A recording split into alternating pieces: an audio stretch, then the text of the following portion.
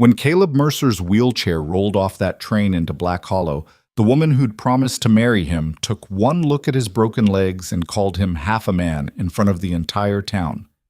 She rode away and left him freezing in the snow with nothing but a battered suitcase and the shame burning hotter than any frontier winter could touch. But what that cruel woman didn't know, what nobody in that frozen hell of a town could possibly understand yet, was that the man she'd just destroyed was about to become the only thing standing between Black Hollow and its own rotten soul. This is the story of how a stranger everyone rejected became the one person who could save them all. Stick with me until the end, hit that like button, and drop a comment telling me what city you're watching from so I can see how far this story travels. Because what happened next in Black Hollow changed everything. The train's brakes screamed against frozen rails, metal grinding against metal in a sound that made every tooth in Caleb Mercer's head ache. Through the frost-covered window, he watched Black Hollow materialize through the December snow like something out of a fever dream, wooden buildings leaning against each other for warmth, smoke rising from crooked chimneys, muddy streets turned to ice. His hands tightened on the armrests of his wheelchair. 3 years. 3 years of drifting from town to town, taking whatever work his broken body could manage, sleeping in train stations and charity houses, watching people's faces change the moment they noticed his legs.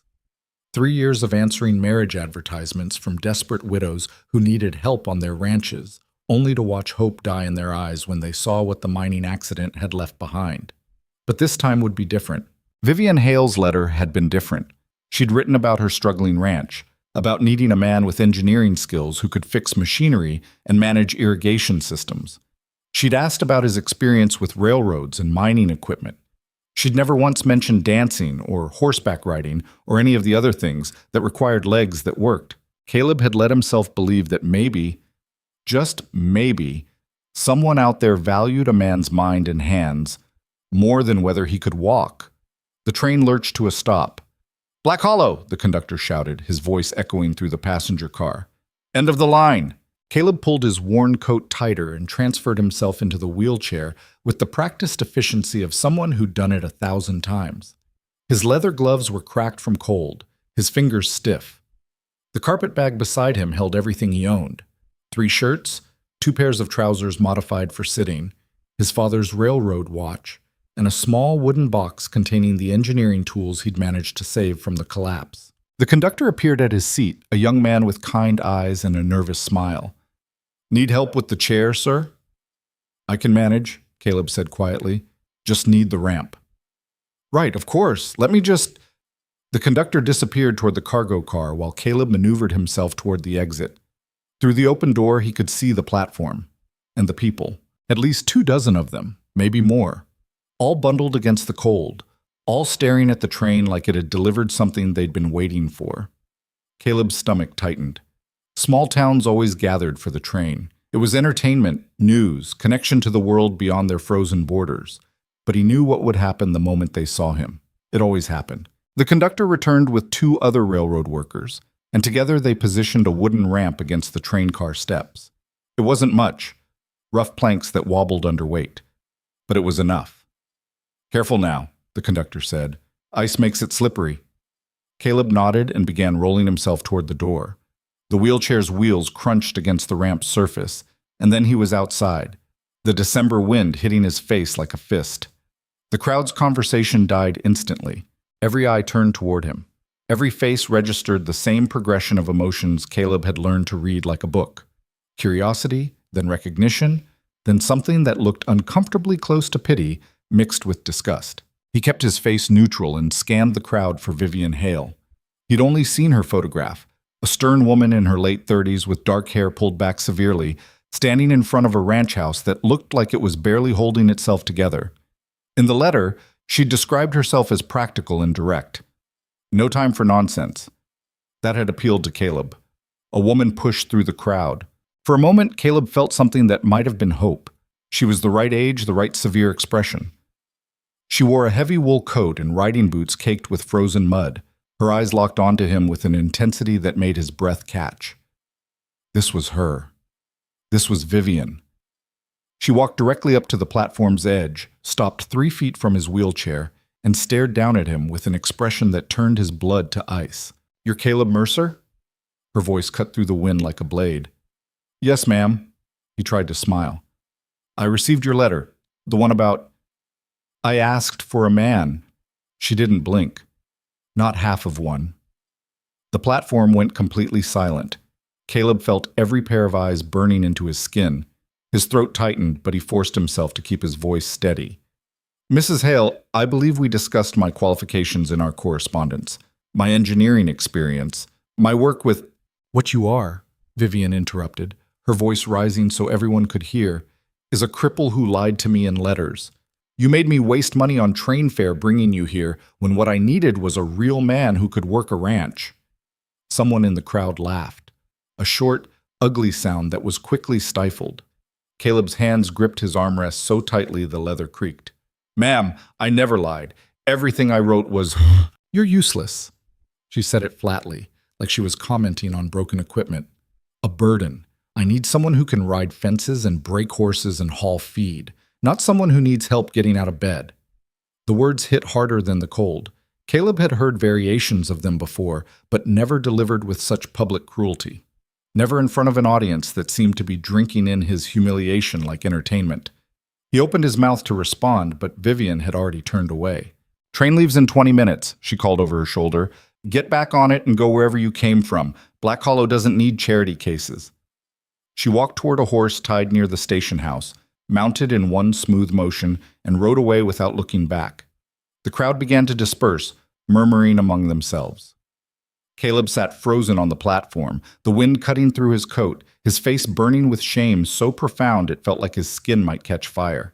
The conductor appeared beside him, looking genuinely distressed. "Sir, I'm sorry about that. That was cruel. If you want to reboard, we can—" "No." The word came out harder than Caleb intended. The conductor stepped back slightly. "No," Caleb repeated, quieter this time. "I'm not getting back on that train." "But sir, if you don't have anywhere to—" "I'll figure it out." Caleb began rolling himself along the platform toward the ramp that led down to the street level. It was steep and icy, but he'd navigated worse. "Wait!" The conductor hurried after him. "At least let me help you down. That ramp's dangerous." Caleb stopped and looked at the young man, really looked at him. The conductor couldn't have been more than 22, with a soft face that hadn't yet learned how to hide kindness. "What's your name?" Caleb asked. "Thomas, sir. Thomas Whitley." "Well, Thomas Whitley, I appreciate the concern, but if I let you help me down this ramp, then tomorrow when there's another ramp, I'll need help again. And the day after that. And pretty soon I'll be the man who can't do anything without someone holding his hand." Caleb positioned his chair at the top of the ramp. "So thank you, but no." He began rolling down before Thomas could argue. The wheels slipped twice on the ice, and for one terrifying moment, Caleb thought he'd lose control completely and crash into the street below. But his hands found purchase, his arms strained, and then he was at the bottom, breathing hard but upright. Behind him, Thomas stood at the top of the ramp looking impressed despite himself. Caleb scanned the street. Black Hollow was even smaller than it had looked from the train. Maybe 8 or 10 buildings clustered around a central muddy road that currently resembled a frozen river. A general store with Boon's Trading Post painted across the front. A blacksmith shop with smoke pouring from its chimney. What looked like a saloon. A building with a cross on top that was probably a church. And at the far end, almost hidden behind other structures, a small laundry house with a wooden sign that simply read, "Hearts." The few people still on the street were watching him, waiting to see what the cripple would do next. Caleb straightened his shoulders and began rolling toward the blacksmith shop. If there was work to be found in a town like this, it would start there. The smith's door stood open despite the cold, heat, and noise pouring out into the street. Caleb maneuvered himself close enough to see inside without blocking the entrance. A huge man stood at the forge, his back to the door, hammering something that glowed orange-hot against an anvil. The muscles in his shoulders bunched and released with each strike, and sparks flew like tiny stars. He worked with the kind of focused intensity that suggested the rest of the world had ceased to exist. Caleb waited until the hammering paused. "Excuse me." The blacksmith turned. He was even bigger than he'd looked from behind. easily 6.5 feet tall, with arms thick as fence posts and a scarred face half hidden behind a wild black beard. His eyes were the color of coal, and they narrowed when they found Caleb in the doorway. "Help you?" His voice rumbled like distant thunder. "Name's Caleb Mercer. I'm an engineer, worked railroads and mining operations before." He gestured at his legs without finishing the sentence. "Anyway, I'm looking for work. Mechanical work, repairs, design, problem solving, anything that needs fixing." The blacksmith studied him in silence for a long moment.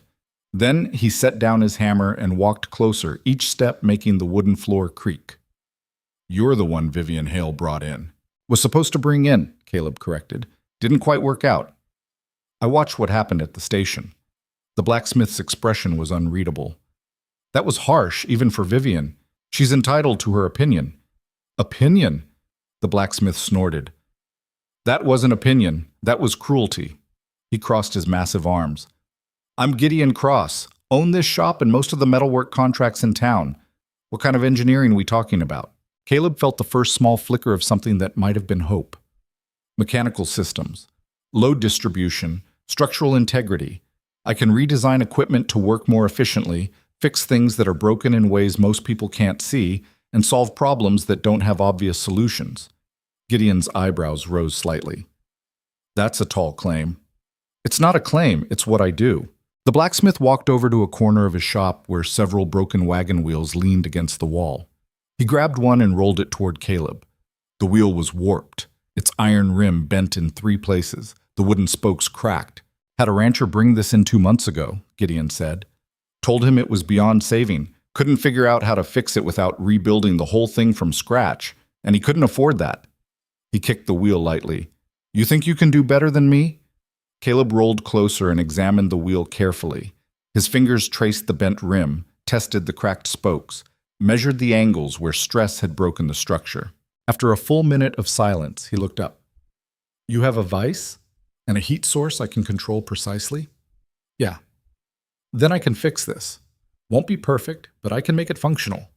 Probably better than functional if you've got the right materials." Gideon stared at him. "You sure about that?" "Give me 2 hours and find out." The blacksmith's scarred face split into something that might have been a smile. "You got confidence. I'll give you that." He pointed toward a workbench near the back. "Tools are over there. Materials are marked. You break something expensive, you're paying for it even if you're broke.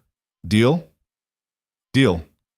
Gideon went back to his forge, but Caleb noticed the big man watching him out of the corner of his eye as he maneuvered his wheelchair over to the workbench. The wheel was worse up close than it had looked from a distance. The iron rim had stress fractures that went deeper than the obvious bends, and 2 of the spokes were cracked almost completely through. A normal repair would require replacing at least half the components, but Caleb had never been interested in normal repairs. He began by carefully removing the iron rim using tools that were almost too heavy for the limited space he could work in. His chair didn't give him the leverage most men had standing, but he'd learned years ago how to use angles and physics instead of brute strength. The rim came free after 20 minutes of patient work. Next, he examined the stress patterns in the metal. The bends weren't random. They followed predictable lines where weight distribution had overwhelmed the structure. If he could reinforce those specific points and redistribute the load, Caleb lost himself in the problem. His hands moved with practiced precision, heating metal in Gideon's forge to exact temperatures, reshaping it degree by degree, testing and adjusting. The cracked spokes required creative solutions. He spliced in support strips made from scrap metal, creating a lattice that actually made the wheel stronger than the original design. Time stopped meaning anything. When he finally looked up, the light coming through the shop windows had changed. The wheel stood in front of him, reassembled, the rim straight, the spokes reinforced with an elegant pattern of metalwork that looked almost decorative. "Well, damn!" Caleb jumped. Gideon stood right beside him, staring at the wheel with an expression of genuine surprise. "Didn't hear you walk up," Caleb said. "I've been standing here for 10 minutes watching you work." Gideon picked up the wheel and spun it slowly. It rotated smoothly, no wobble, no resistance. "This is better than new. This is..." He looked at Caleb with something approaching respect. "How the hell did you do that?" "Engineering isn't about strength," Caleb said quietly. It's about understanding how forces want to move and working with them instead of against them. Gideon set the wheel down carefully, like it was something precious. The rancher who brought this in is going to lose his mind when he sees it. He pulled a leather pouch from his apron and counted out coins. That's fair payment for 2 hours of skilled labor, and if you're interested, I've got about a dozen other jobs I could use help with. Caleb took the coins, feeling their weight in his palm. It wasn't much, but it was honest pay for honest work. I'm interested. Good. Gideon walked over to his forge and began banking the fire for the evening. You got a place to stay tonight? The question hit Caleb like cold water. In his focus on finding work, he'd completely forgotten that he was homeless in a town that had already made clear he wasn't welcome. Not yet, he admitted. Gideon grunted. There's a boarding house 2 streets over. Mrs. Chen runs it. She's fair, doesn't ask too many questions, and her rates are reasonable. He glanced back at Caleb. Tell her I sent you. She'll probably give you the first night half price. I appreciate that. Don't appreciate it yet. You haven't met Mrs. Chen. Caleb gathered his tools and began rolling toward the door. He paused at the threshold and looked back. Why did you give me a chance? Gideon was quiet for a moment, still working on the forge. When he finally spoke, his voice was rougher than before. Had a brother who came back from the war with one arm missing. Spent 2 years watching people treat him like he was made of glass or invisible. Watched him slowly turn into someone who believed what they saw when they looked at him. Gideon's massive hand stilled. He died that way.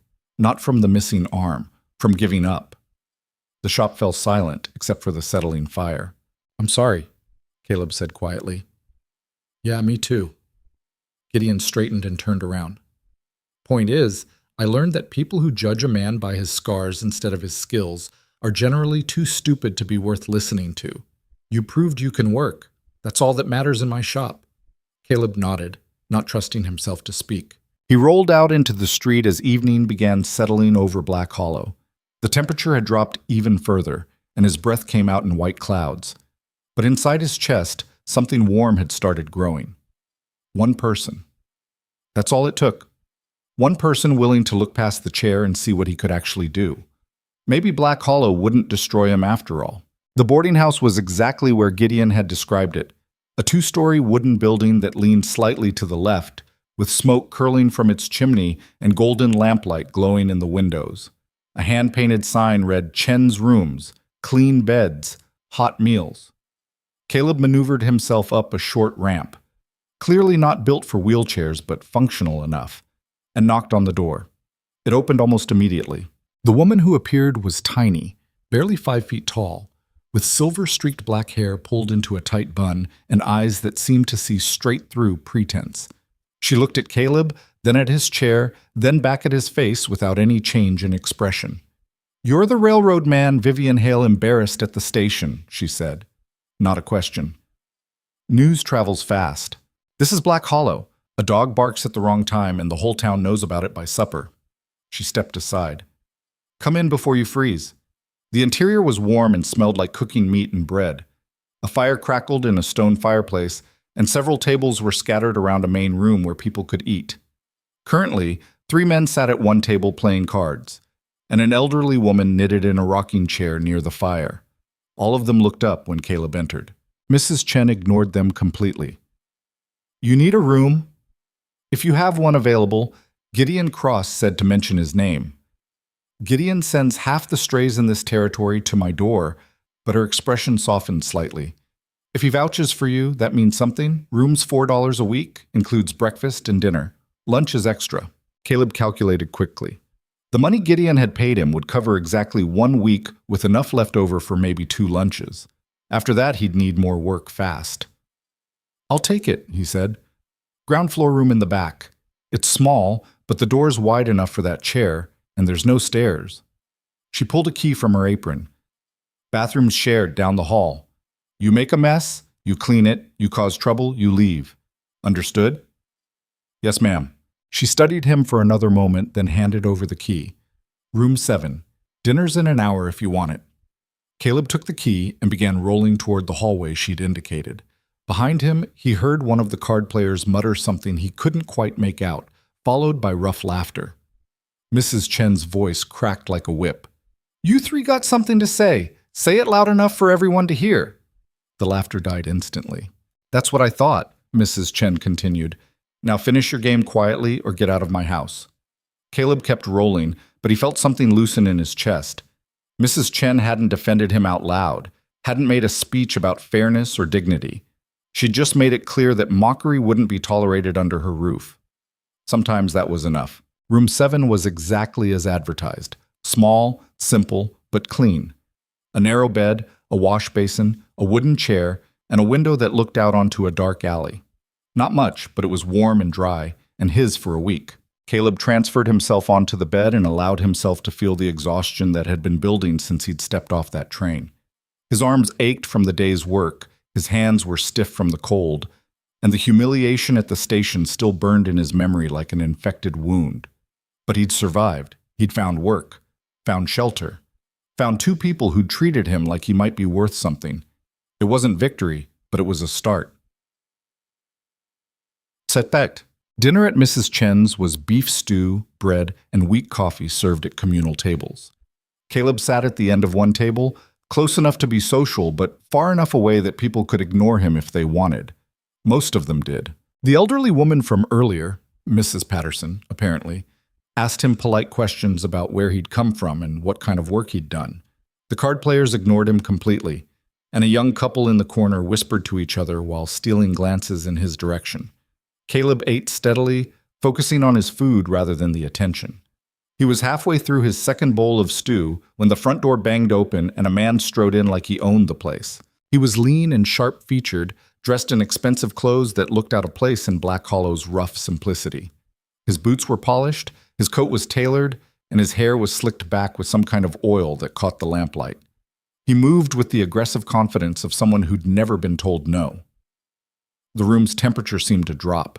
Well, well, the man said, his voice carrying across the entire space.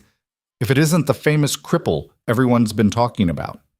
Mrs. Chen appeared from the kitchen, her face hard. Harvey Boon, you're not welcome in my house unless you're paying for a room or a meal. Are you doing either? So this was Harvey Boon. The store owner Gideon had mentioned briefly. Harvey ignored Mrs. Chen completely and walked directly toward Caleb's table. He moved with deliberate slowness, making sure everyone was watching. Heard you did some work for Gideon today, Harvey said conversationally. Fixed a wheel nobody else could fix. Pretty impressive for someone who can't even stand up. Caleb set down his spoon carefully. Did you need something, Mr. Boone? Just wanted to get a look at you up close. See what kind of man answers a woman's marriage advertisement without mentioning he's damaged goods. Harvey's smile was all teeth and no warmth. That's fraud, you know, lying to get what you want. I didn't lie about anything. No? So you told Vivian Hale straight up that you were half a man before she wasted money bringing you here? The room had gone completely silent. Even Mrs. Chen stood frozen near the kitchen door. Caleb met Harvey's eyes steadily. I told her everything relevant about my qualifications and experience. If she made assumptions beyond that, that's not my fault. Not your fault, Harvey repeated mockingly. Nothing's ever a cripple's fault, is it? Always someone else's responsibility to take care of you, make accommodations, lower their standards so you can pretend to be useful. Something cold and sharp settled in Caleb's chest. He'd heard these arguments before, in 100 different variations, from 100 different people who needed someone to feel superior to. Mr. Boone, he said quietly, I don't know what I did to offend you, but I'm just trying to make an honest living. I'm not asking for charity or special treatment. I'm offering skilled labor in exchange for fair payment. If that bothers you, I genuinely don't understand why. Harvey's expression darkened. What bothers me is con artists who drift into decent towns and take advantage of good people's sympathy. Black Hollow doesn't need your kind here. My kind? Beggars pretending to be workers, cripples pretending to be men. Caleb felt his hands curl into fists under the table. Every instinct screamed at him to respond, to fight back, to defend himself. But he'd learned through painful experience that violence, even verbal violence, never worked in his favor. People saw the chair and assumed any aggression from him was unreasonable, unhinged, dangerous. So instead he took a slow breath and said, I think you should leave now. Harvey laughed. You think you can tell me what to do? In this town? Boy, I own half the buildings you're looking at. I've got contracts with every ranch and farm within 20 miles. People in Black Hollow do what I say because I control what they need." He leaned down close enough that Caleb could smell the whiskey on his breath. "And what I say is that you should get back on the next train east before something unfortunate happens to you." "That's enough." Everyone turned. Mrs. Chen stood in the middle of the room holding a cast iron skillet like a weapon. Her small frame radiated absolute authority. "Harvey Boon, you've got 5 seconds to walk out that door, or I'm going to crack your skull open and throw you in the street for the dogs to piss on. 1, 2. Harvey straightened, his face flushing red. "You're making a mistake protecting him, Eleanor. When this charity case causes problems, and he will, everyone's going to remember you gave him shelter. 3, 4. Harvey turned and stalked toward the door. He paused at the threshold and looked back at Caleb. "Welcome to Black Hollow," he said softly. "Hope you survive it." Then he was gone. The room stayed silent for a long moment. Then Mrs. Chen set down her skillet and looked around at everyone with an expression that dared them to comment. "Dinner's over," she announced. "Everyone who's finished eating, get out. Those who aren't done, finish quickly and quietly." People began gathering their dishes and leaving. The card players filed out without a word. Mrs. Patterson patted Caleb's shoulder awkwardly as she passed. Within 5 minutes, only Caleb and Mrs. Chen remained. She walked over to his table, pulled out a chair, and sat down with a heavy sigh. "Harvey Boon is dangerous," she said without preamble. "Not because he's violent, though he can be when he thinks he can get away with it, but because he's got money and connections and a mean streak wider than the territorial road. He decides you're a problem, he'll make your life hell in ways you can't fight back against." "I got that impression," Caleb said quietly. "Good. Then you understand why most people in this town won't stand up to him." Mrs. Chen's eyes were hard, but not unkind. "I'm telling you this as a warning, not advice. You want to stay in Black Hollow, you need to be smarter than everyone else and twice as careful, because Harvey doesn't forget insults, and he considers your very existence an insult." "Why does he hate me? I've never met him before today." Mrs. Chen was quiet for a moment, considering. "Harvey's the kind of man who needs to feel superior to someone. Always has been. Back when his daddy ran the store, Harvey used to pick fights with drifters and Indians and anyone else who couldn't fight back without getting arrested. Now that he's running things," she shrugged. "You're convenient, an outsider, disabled, desperate. In his mind, you're beneath him, which means he can do whatever he wants to you without consequence. And if I prove I'm not beneath him, then he'll escalate until you either break or leave." Mrs. Chen stood and began gathering the remaining dishes. "Like I said, dangerous." Caleb watched her work for a moment. "Why did you stand up for me? If he's as powerful as you say, because I'm too old and too mean to care what Harvey Boon thinks about me." She smiled grimly. "And because I've seen too many good people run out of this town by bullies. Gets tiresome after a while." She walked toward this kitchen, then paused. "Gideon told you about his brother?" Caleb nodded. "Harvey's the one who made that boy's life miserable. Called him useless, spread rumors he was crazy, got him fired from jobs. Gideon's never forgotten it." Mrs. Chen's expression hardened. "So when Gideon sends someone to my door, I know it means he's trying to save what he couldn't save back then.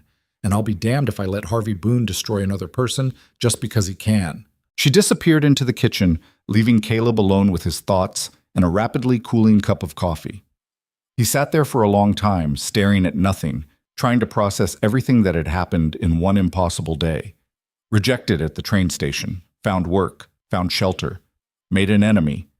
And underneath all of it, the familiar weight of being judged as less than human simply because his body didn't work the way other people's did. Caleb had spent 3 years learning how to navigate that weight. He developed strategies, built emotional armor, learned which battles to fight and which to ignore. But something about Harvey Boon felt different.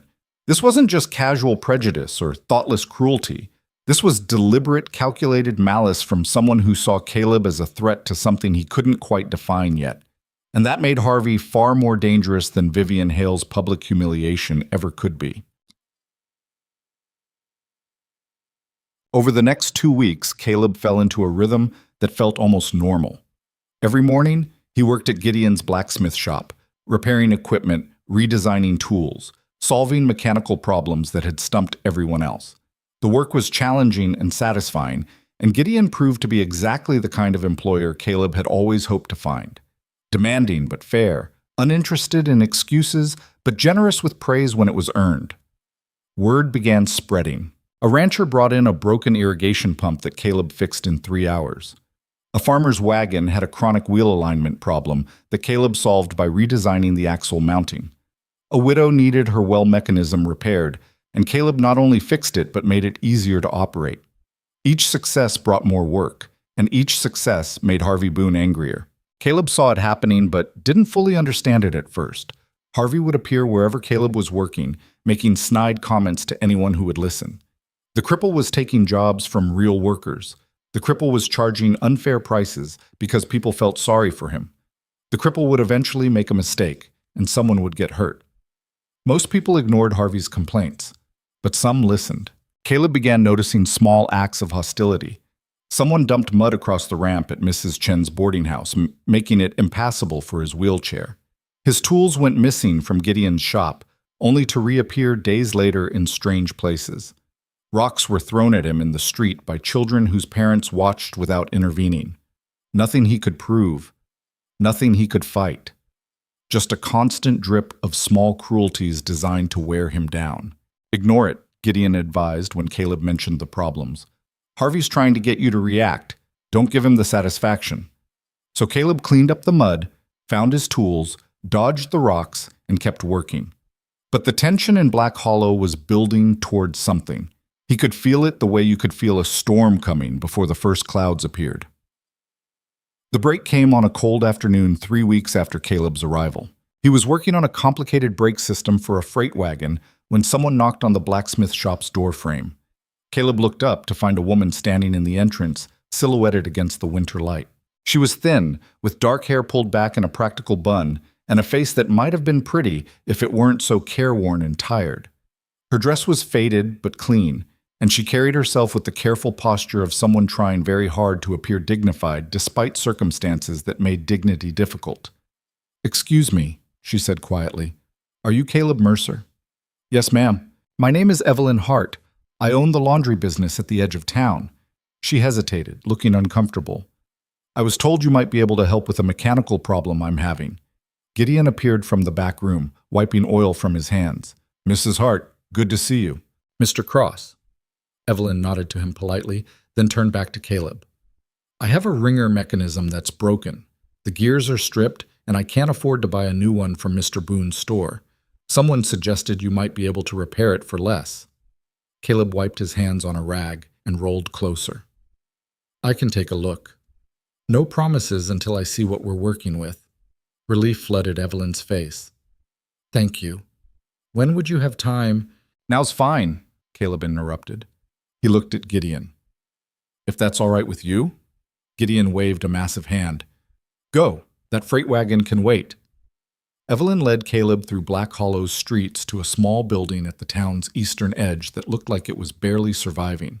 The wooden walls needed paint, the roof sagged in one corner, and the sign reading Hart's Laundry was so faded it was almost illegible. But the inside was immaculate. Every surface was scrubbed clean, clothes hung in neat rows, and the air smelled like lye soap and bleach. The broken wringer sat in one corner like an accusation. Caleb examined it carefully. The damage was worse than Evelyn had described. Not just stripped gears, but a cracked housing that had let water damage the internal mechanisms. A complete replacement would cost $20 or more from Harvey's store. "Can you fix it?" Evelyn asked nervously. Yes, some less," Caleb said. "But it's going to take some creative engineering. I'll need to fabricate replacement parts and redesign the housing to prevent future water damage. Probably 6 or 7 hours of work." Evelyn's face fell. "I can't afford that much labor." "I wasn't asking for payment." She stared at him. "What? You need help. I can provide it. That's enough." Caleb looked around the laundry. "Though I notice you've got a ramp problem at your entrance. If you'd let me fix that too while I'm working on the wringer, I'd consider us even." Evelyn's eyes were suddenly bright with something that might have been tears. "Why would you do that?" "Because I know what it's like when everything's falling apart, and the people who could help you decide you're not worth their time." Caleb met her gaze steadily. And because Harvey Boon probably jacked up his prices specifically to drive you out of business, which means helping you is automatically the right thing to do. A small smile touched Evelyn's worn face. You figured out how this town works pretty quickly. Wasn't hard. Harvey makes everything obvious. Evelyn laughed, a short, surprised sound that seemed to startle her. I like you, Mr. Mercer. Caleb? I like you, Caleb. She pulled off her apron. Let me show you what materials I have. It's not much, but maybe something's useful. They worked together through the afternoon, Evelyn bringing tools and supplies while Caleb disassembled the ringer and began fabricating replacement parts from scrap metal. The work was delicate and demanding, requiring precision that pushed his skills to their limit, but it felt good, purposeful. Evelyn brought him coffee and bread at one point and sat nearby, watching him work. Can I ask you something personal? She said quietly. Depends on the question. How did you... She gestured vaguely at his legs. If it's not too painful to talk about. Caleb was quiet for a moment, testing heated metal against a measuring gauge. He'd learned to gauge which people asked out of morbid curiosity and which asked because they genuinely wanted to understand. Evelyn felt like the latter. Mining accident, he said finally. I was an engineer for a silver operation in Nevada. We'd been warning management for weeks that one of the main support tunnels was unstable. They ignored us because fixing it would have cost money and shut down production. He set down his tools and looked at his hands. Collapse happened during a shift change. Killed 16 men outright. Crushed my legs so badly the doctors couldn't save them. I'm sorry, Evelyn said softly. Me too. For a long time I was angry at the company, the doctors, fate, myself. Spent months just existing, waiting to die or disappear or something. He picked up his tools again. Then one day I realized anger wasn't changing anything. So I learned to use my hands differently, learned to move differently, learned to think about problems from a different angle. He glanced at her. Turns out losing your legs doesn't stop you from being an engineer, just changes how you do the work. Evelyn was quiet for a long moment. My husband died 2 years ago, she finally said. Everyone told me I should sell the laundry, move somewhere easier, find a new husband who could take care of things, like I was broken without a man to fix me. Her jaw tightened. So I kept the business running out of spite, worked myself half to death, proving I could survive alone. She laughed bitterly. Except I'm barely surviving. Customers are leaving because Harvey spreads rumors I'm unreliable. Equipment keeps breaking because I can't afford proper maintenance. And every month I fall a little further behind on my debts. Why does Harvey care about your laundry business? Because I won't sell it to him. He wants this building. Says he's going to turn it into additional storage for his store. Evelyn's hands twisted in her apron. He's been pressuring me for months, making everything difficult, charging me more for supplies, turning people against me. Caleb felt familiar anger building in his chest. Harvey seems to enjoy making people miserable. It's what he does best. Evelyn stood and walked to the window, looking out at Black Hollow's darkening streets. You should be careful around him, Caleb. He's already decided you're a problem, and when Harvey decides that, I'm not afraid of him. Maybe you should be. She turned back, her expression serious. Harvey doesn't fight fair.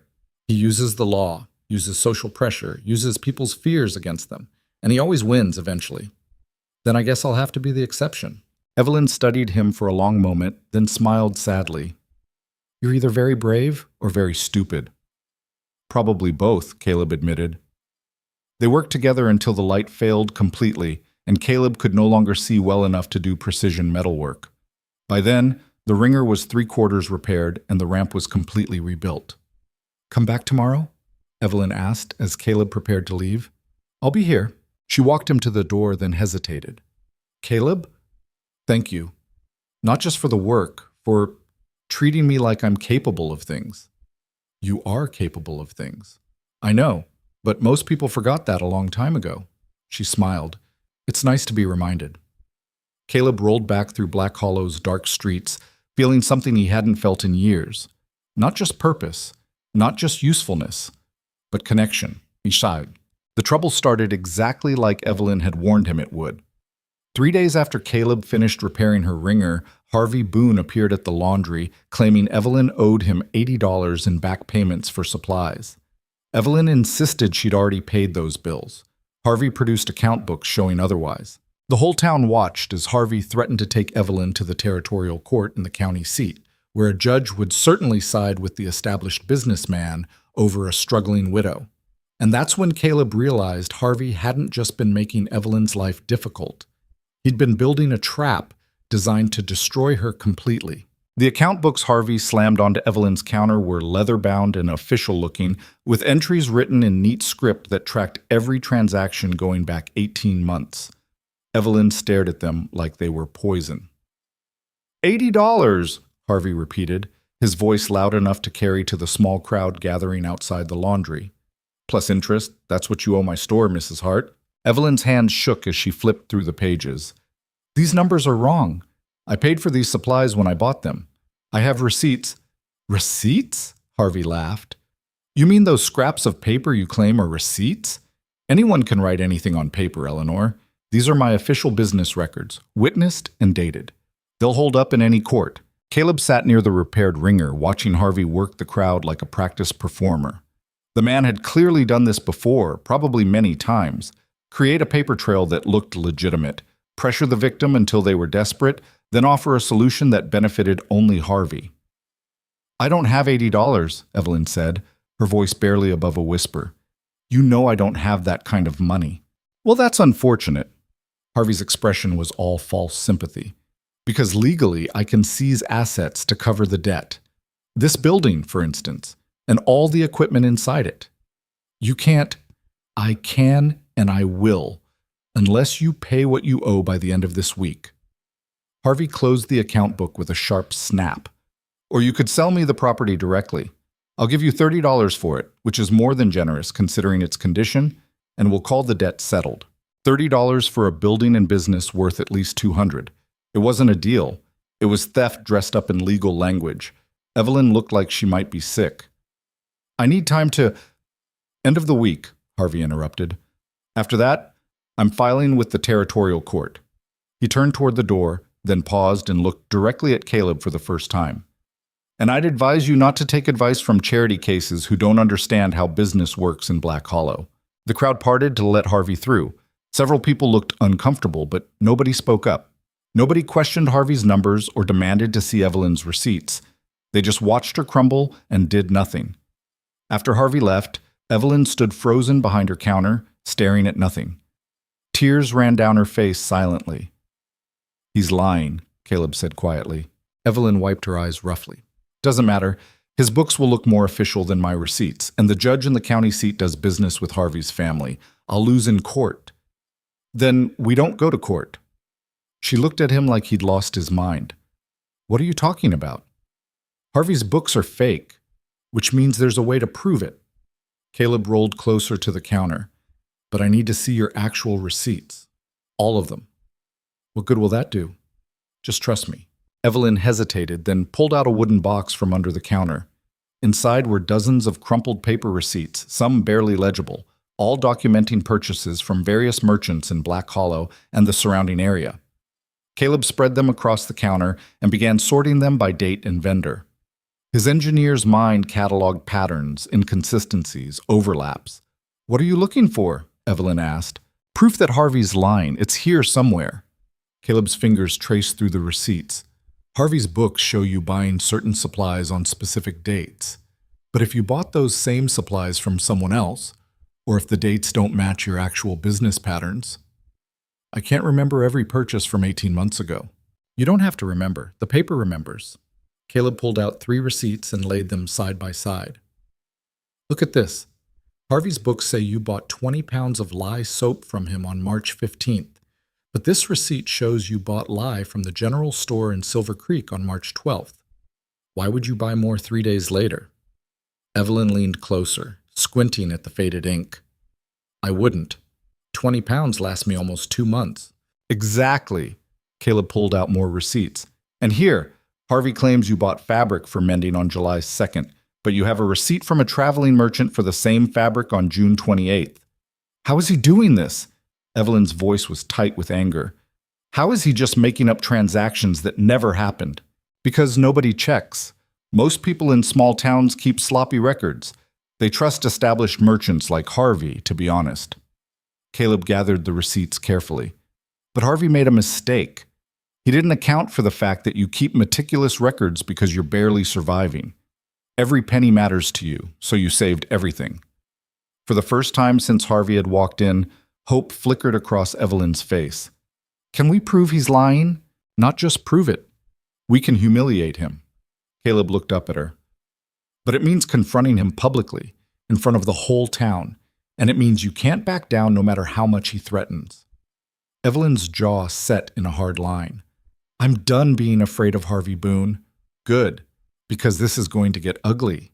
Over the next 2 days, Caleb worked with obsessive focus.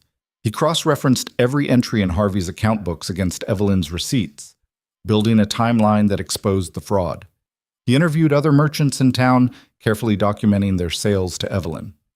He even tracked down the traveling merchant who'd sold her fabric, getting a signed statement about the transaction. The evidence was damning. More than half of Harvey's claimed transactions had never happened. Another quarter were inflated.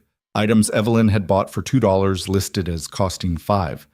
The real debt, if there was any debt at all, was maybe $15. Harvey had manufactured $65 of false charges. This will work, Caleb told Evelyn on the evening before Harvey's deadline. But you need to understand what happens after. Harvey's not going to just admit he's wrong and walk away. He's going to escalate. Let him. Evelyn's hands were steady as she helped Caleb organize the evidence. I'm tired of people like him getting away with destroying people like us. The next morning, Caleb and Evelyn walked into Harvey's store with a leather satchel full of receipts and a plan that required more courage than either of them had ever needed before. Harvey was behind his counter, talking to a rancher about seed prices. He looked up when they entered, and his expression went from surprise to irritation to something that looked like anticipation. Mrs. Hart, he said smoothly, I assume you're here to settle your debt? I'm here to prove you're a liar, Evelyn said, her voice carrying through the store. Conversation stopped. Every customer turned to watch. Harvey's smile hardened. Careful with accusations you can't back up. Oh, I can back them up. Evelyn nodded to Caleb, who pulled out the organized receipts and began laying them on the counter. These are my actual purchase records. Every transaction, every date, every amount. Cross-referenced with statements from other merchants in town. Caleb opened Harvey's account book to a specific page. March 15th. You claim Mrs. Hart bought 20 pounds of lye soap from you for $6. But here's her receipt from Silver Creek General Store dated March 12th. 20 pounds of lye for $4.50. Why would she buy more 3 days later at a higher price? Harvey's face flushed. Memory's unreliable. She probably forgot. July 2nd, Caleb continued, flipping pages. You claim she bought 10 yards of cotton fabric for $8. Here's a receipt from traveling merchant Samuel Chen dated June 28th. 12 yards of cotton for $6. Again, why would she buy more almost immediately? Those receipts could be fake. September 19th. You have her buying nails and wire for $12. She has receipts from Gideon Cross's blacksmith shop for the exact same materials dated September 14th for $7. Caleb looked up. I have 17 more examples just like this. Want to hear them all? The store had gone completely silent. Customers pressed closer, staring at the evidence spread across the counter. Harvey's eyes narrowed dangerously. You're making a serious accusation based on paperwork that could easily be forged. Then let's ask the merchants directly. Caleb raised his voice. Is anyone here from Silver Creek? Anyone who can confirm their store's records? A woman near the back raised her hand hesitantly. I work at Silver Creek General Store. We keep duplicate receipts in bound ledgers. Would those ledgers show a sale of 20 pounds of lye to Mrs. Hart on March 12th? The woman nodded slowly. If she says it happened, then yes. We don't fake our records. Caleb turned back to Harvey. I can do this for every single transaction. Get statements from every merchant. Bring their ledgers to the county judge. Show him exactly how you've been manufacturing debt to steal people's property. Harvey's composure cracked. You crippled piece of... Careful. Gideon's voice rumbled from the doorway. The blacksmith filled the entrance, his massive frame blocking most of the light. Man's about to call you out for fraud. Might want to respond to that instead of his legs. Harvey looked around the store wildly, seeing his customers' faces, seeing them understand what Caleb had just exposed. The calculation was visible in his eyes. How much damage had been done? How much he could still control? whether he could still spin this to his advantage. "Fine," he finally said, his voice tight. "Maybe there were some accounting errors. Happens in business. I'll adjust Mrs. Hart's debt to reflect the actual purchases." "No," Evelyn said firmly. "You'll admit publicly that you fabricated charges to try to steal my business. And you'll admit you've probably done this to other people in Black Hollow." Harvey's laugh was ugly. "You think I'm going to confess to fraud because some cripple arranged your receipts nicely? You think anyone's going to believe your word over mine?" "I believe her." Everyone turned. Mrs. Chen stood near the hardware section, her small frame radiating quiet authority. "I believe her too," said the woman from Silver Creek. "And me," Gideon added. One by one, people in the store spoke up. Not everyone, but enough. Harvey's face went purple with rage. "You're all making a mistake. This outsider has you confused, turned around, thinking he's some kind of hero when he's just a man who proved you're a thief," Gideon finished. "That's what he is.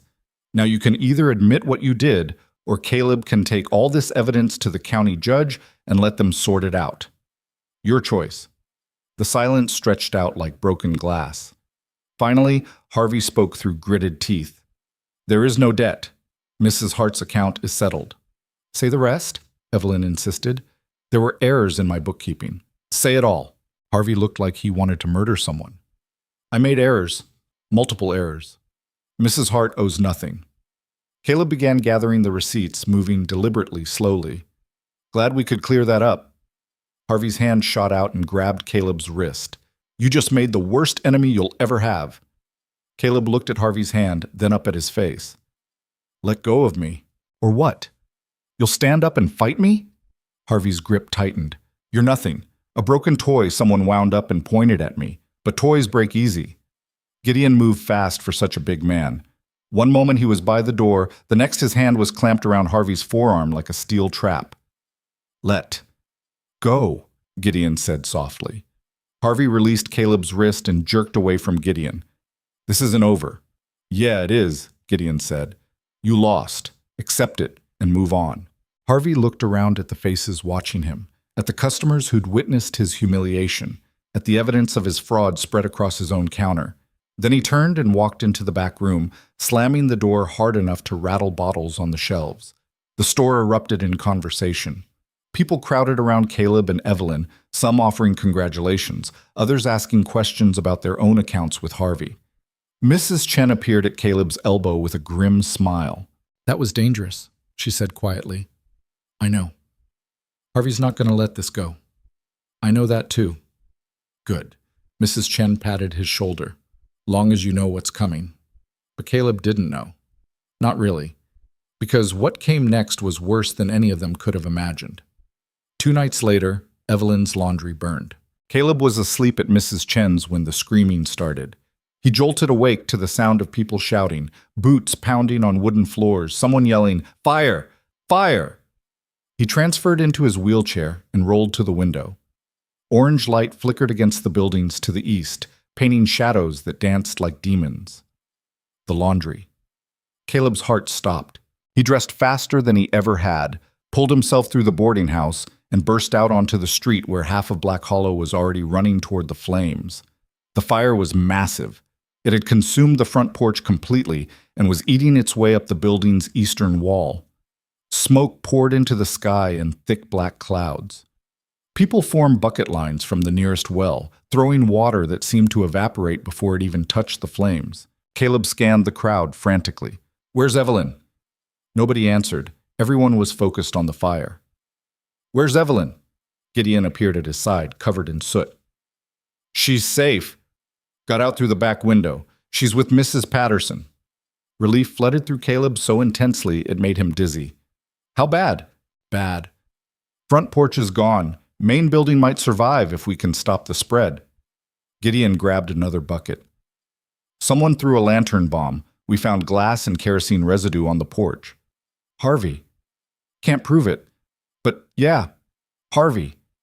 Caleb wanted to scream, wanted to find Harvey Boon and wheel over him until something broke. But the fire was still burning, and rage wouldn't save Evelyn's business. He rolled closer to the bucket line. "What can I do?" "Stay back," someone shouted. "You'll just get in the way." The words stung, but they weren't entirely wrong. Caleb couldn't carry water buckets, couldn't climb ladders, couldn't do most of the things that fighting a fire required. But he could think. He studied the fire's pattern, the wind direction, the building structure. The eastern wall was already lost, but the western wall might be salvageable if they could create a fire break. "Gideon," he shouted, "the western wall! If you tear down the connecting fence, the fire won't jump to the main building." Gideon looked where Caleb was pointing, saw the logic immediately, and started bellowing orders. Men with axes ran to the fence and began chopping it down, creating a gap the fire couldn't cross. It worked. The flames consumed what they could reach and then stopped, finding nothing more to burn. Slowly, desperately, the bucket brigade began winning. The fire died from bright orange to dull red to smoking black. By the time dawn broke, the front porch was gone and the eastern wall was a charred skeleton.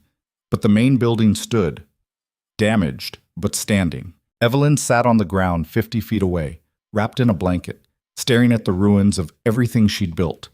Her face was streaked with soot and tears. Caleb rolled up beside her and said nothing. There was nothing to say that would make this better.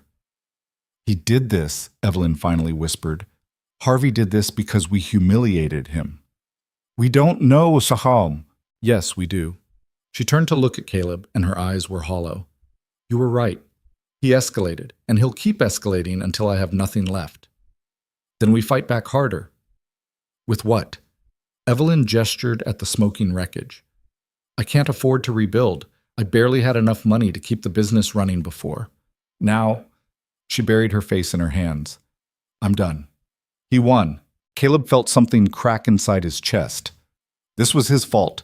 He'd pushed Harvey, exposed him, humiliated him publicly. And Harvey had taken his revenge on the one person Caleb had been trying to protect. Around them, people were gathering their buckets and heading home. The excitement was over. Time to return to normal life. But Mrs. Chen approached, her face grim but determined. "How much to rebuild?" Evelyn looked up. "What?" "The porch and wall." "How much?" Maybe $40 in lumber and materials, plus labor." Evelyn shook her head. "I can't afford it." "Didn't ask if you could afford it, asked how much." Mrs. Chen turned to the crowd. "Gideon, you got lumber at your shop?" "Some," Gideon called back. "Not enough for a whole rebuild." "I've got extra boards for my barn repair," someone else said.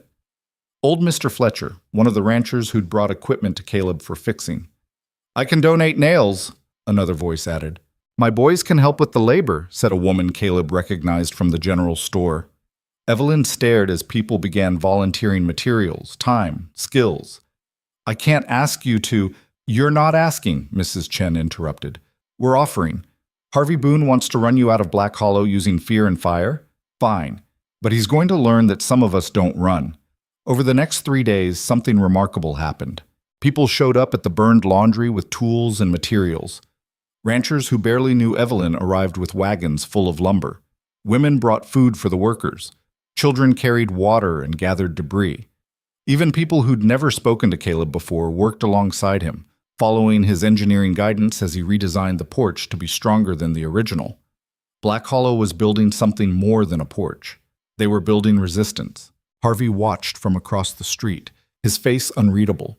But Caleb noticed he never came close, never offered to help, never acknowledged what everyone knew he'd done. On the third day, as the rebuilt porch was nearly finished, a horse approached fast from the north road.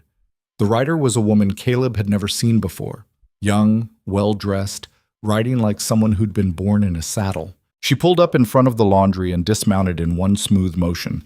Several people stopped working to stare. "I'm looking for Evelyn Hart," the woman said.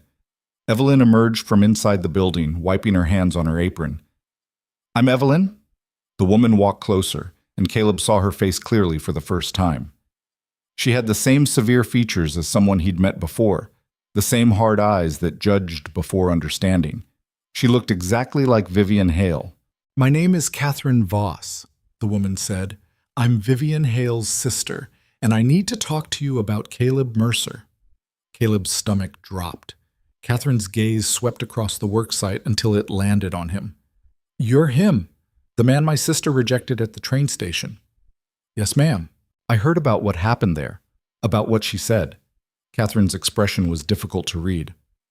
I also heard about what you did afterward, how you stayed, how you've been helping people. She gestured at the rebuilt porch. How you organized all this. I didn't organize anything. People helped because they wanted to. Because you inspired them to. Catherine turned back to Evelyn. Is it true that Harvey Boon set this fire?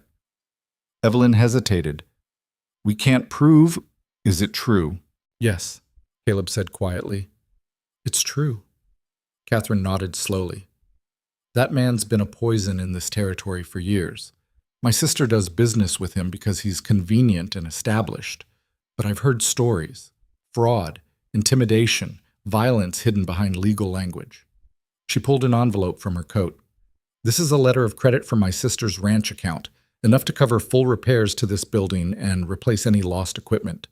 Evelyn's eyes went wide. I can't accept. You can and you will. Consider it an apology for how my sister treated Mr. Mercer. Catherine pressed the envelope into Evelyn's hands, and a statement that not everyone in the Hale family is blind to worth. She turned to leave, then paused and looked at Caleb one more time. My sister was wrong about you, Catherine said simply. Anyone can see that. I hope someday she sees it too. Then she mounted her horse and rode away, leaving stunned silence behind. Evelyn opened the envelope with shaking hands. Inside was a banknote for $75. She looked at Caleb with tears streaming down her face. This is more than enough. That night, after the workers had gone home and the new porch stood complete, Evelyn and Caleb sat on the rebuilt steps watching stars appear in the cold sky. You should leave Black Hollow, Evelyn said quietly, before Harvey does something worse. I'm not leaving. Caleb, he tried to burn down my business. What's he going to do to you? I don't know, but running away won't stop him from hurting you or anyone else he decides is a problem. Caleb looked at the building they'd saved together. Besides, I'm tired of running. Evelyn was quiet for a long moment. Can I tell you something honest? Always. When I first saw you, I felt sorry for you, like you were something broken that needed protecting. She wiped her eyes. But watching you these past weeks, you're the strongest person I've ever met. Not in spite of the wheelchair, just strong, period. Caleb didn't know what to say to that. I think I'm falling in love with you, Evelyn continued, her voice barely above a whisper. And that terrifies me. Because everyone I've ever loved has either hurt me or died, and I don't think I could survive losing someone else. Caleb reached over and took her hand. I'm falling in love with you too. And yeah, it's terrifying. But maybe that's just what love is. Being brave enough to risk pain because what you might gain is worth it. Evelyn squeezed his hand tightly. When did you become a philosopher? I had a lot of time to think while I was learning to live in this chair. They sat together in comfortable silence, holding hands under the stars, both knowing that Harvey Boon wasn't finished with them yet, but choosing to take this moment of peace anyway. 2 streets away, in his store's back office, Harvey Boon stared at the list of names he'd been compiling. People who'd helped rebuild Evelyn's laundry, people who'd defended Caleb publicly, people who'd chosen the cripple's side over his. The list was longer than he'd expected. Black Hollow was turning against him. The town he'd controlled through reputation and fear was choosing a broken stranger over their established merchant. It was intolerable. Harvey had burned the laundry to send a message, but instead of scaring people into submission, he'd inspired them to resistance. Now they thought they could defy him without consequence. He needed to show them they were wrong. Not with fire this time. Fire had backfired spectacularly. He needed something more surgical, more devastating. His eyes kept returning to one name at the top of the list. Caleb Mercer. Remove the cripple, and the resistance would collapse. People would remember their place. Black Hollow would return to the natural order where Harvey Boon decided who succeeded and who failed. Harvey smiled slowly in the darkness. He knew exactly how to destroy Caleb Mercer in a way that no one could rebuild. The attack came on a Tuesday morning when Caleb was least expecting it. He'd spent the night at the laundry helping Evelyn install new shelving in the rebuilt section, and they'd worked late into the evening, talking and laughing in a way that felt dangerously close to happiness. When he finally rolled back to Mrs. Chen's boarding house, exhausted and content, he'd fallen asleep thinking that maybe Black Hollow was becoming something like home. He should have known better. The pounding on his door came just after dawn, hard enough to rattle the frame. Caleb jerked awake, disoriented, reaching for his wheelchair in the dim light. "Mercer!" A man's voice, official and cold. "Open up. Sheriff's business." Caleb's stomach tightened. He dressed quickly and opened the door to find a lean man in his 50s wearing a badge and an expression that suggested he'd rather be anywhere else. Behind him stood two other men Caleb didn't recognize, both armed. "Caleb Mercer?" the sheriff asked, though he clearly already knew the answer. "Yes." "I'm Sheriff Dalton. I need you to come with me to answer some questions." "Questions about what?" "About the fire at Hart's Laundry and about your involvement in it." The words hit Caleb like a physical blow. "My involvement? I didn't—" "You can explain at my office. Let's go." The sheriff's hand moved to his gun belt, not quite threatening, but not casual either. "Don't make this difficult." Caleb looked past the sheriff to where Mrs. Chen stood in the hallway, her face pale. "Eleanor, send someone to get Gideon, and Evelyn. Tell them what's happening." "Mr. Mercer, now," the sheriff said. They escorted him through Black Hollow's morning streets like he was dangerous. People stopped and stared. Whispers followed them. By the time they reached the sheriff's small office near the town center, half of Black Hollow knew Caleb had been arrested. The office was cramped and cold, with a desk covered in papers and two cells in the back that smelled like old vomit and despair. Sheriff Dalton pointed Caleb toward a chair across from his desk. "Let me be clear about something," Dalton said, settling into his own chair. "I don't like Harvey Boon. Never have. Man's a snake dressed up in fancy clothes and nice manners." Caleb said nothing, waiting. But Harvey's also got friends in the territorial government, judges, politicians, men who can make my life very difficult if I don't follow proper procedures. Dalton pulled out a sheaf of papers. "So when Harvey comes to me with witness statements claiming you set that fire at the laundry, I have to investigate, even if I think it's horseshit." "What witnesses?" "Two men who claim they saw you near the laundry around midnight the night of the fire. Say you were carrying something that could have been a lantern." Caleb's jaw clenched. "That's a lie. I was at Mrs. Chen's boarding house asleep. Can anyone confirm that?" "I was alone in my room, so no alibi." Dalton shuffled papers. "Harvey's also claiming you had motive. Says you and Mrs. Hart planned the fire to collect insurance money and frame him for it. Says you've been manipulating her since you arrived in Black Hollow." The accusation was so absurd it almost made Caleb laugh. "There's no insurance money. Evelyn barely has enough to keep the business running. And the only reason the laundry survived at all is because the town helped rebuild it." "I know that. You know that. But Harvey's got it written up nice and legal looking, and those witnesses will swear on a Bible that they saw you near the scene." Dalton leaned back in his chair, looking tired. "Here's the reality, Mercer. Harvey wants you gone. He's got the money and connections to make that happen. And if I don't at least hold you for questioning, he'll go over my head to someone who will. So you're saying I'm trapped.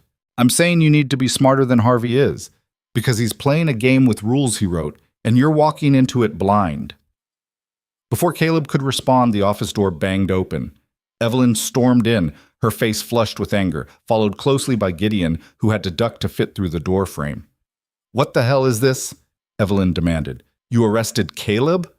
"Not arrested, detained for questioning." "On what charges?" "Suspected arson." Evelyn looked like she might physically attack the sheriff. "That's insane! Caleb didn't set that fire. Harvey did." "Can you prove that?" Dalton asked calmly. "Can you prove Caleb did it?" "I've got witness statements. From men Harvey paid to lie." Evelyn slammed her hands on the desk. "Everyone knows Harvey set that fire. Everyone knows this is revenge for exposing his fraud, and you're helping him do it. Mrs. Hart, I understand you're upset. Don't patronize me, Sheriff. I've lived in this town long enough to know how things work. Harvey pays the right people, says the right words, and suddenly innocent people get accused of crimes they didn't commit." Her voice shook with fury. "Is that really the kind of lawman you want to be?" Dalton's expression hardened. "The kind of lawman I am is the kind who follows evidence and procedure. Like it or not, Harvey's got evidence. You've got anger and accusations. I've got the truth, Evelyn shot back. Truth and proof aren't always the same thing. Dalton stood. Now, unless you've got something concrete that proves Mercer's innocence, I suggest you leave and let me do my job. Gideon, who'd been silent until now, spoke up. How long are you planning to hold him? 24 hours minimum. After that depends on what else Harvey brings me. So he gets to keep Caleb locked up while he manufactures more lies?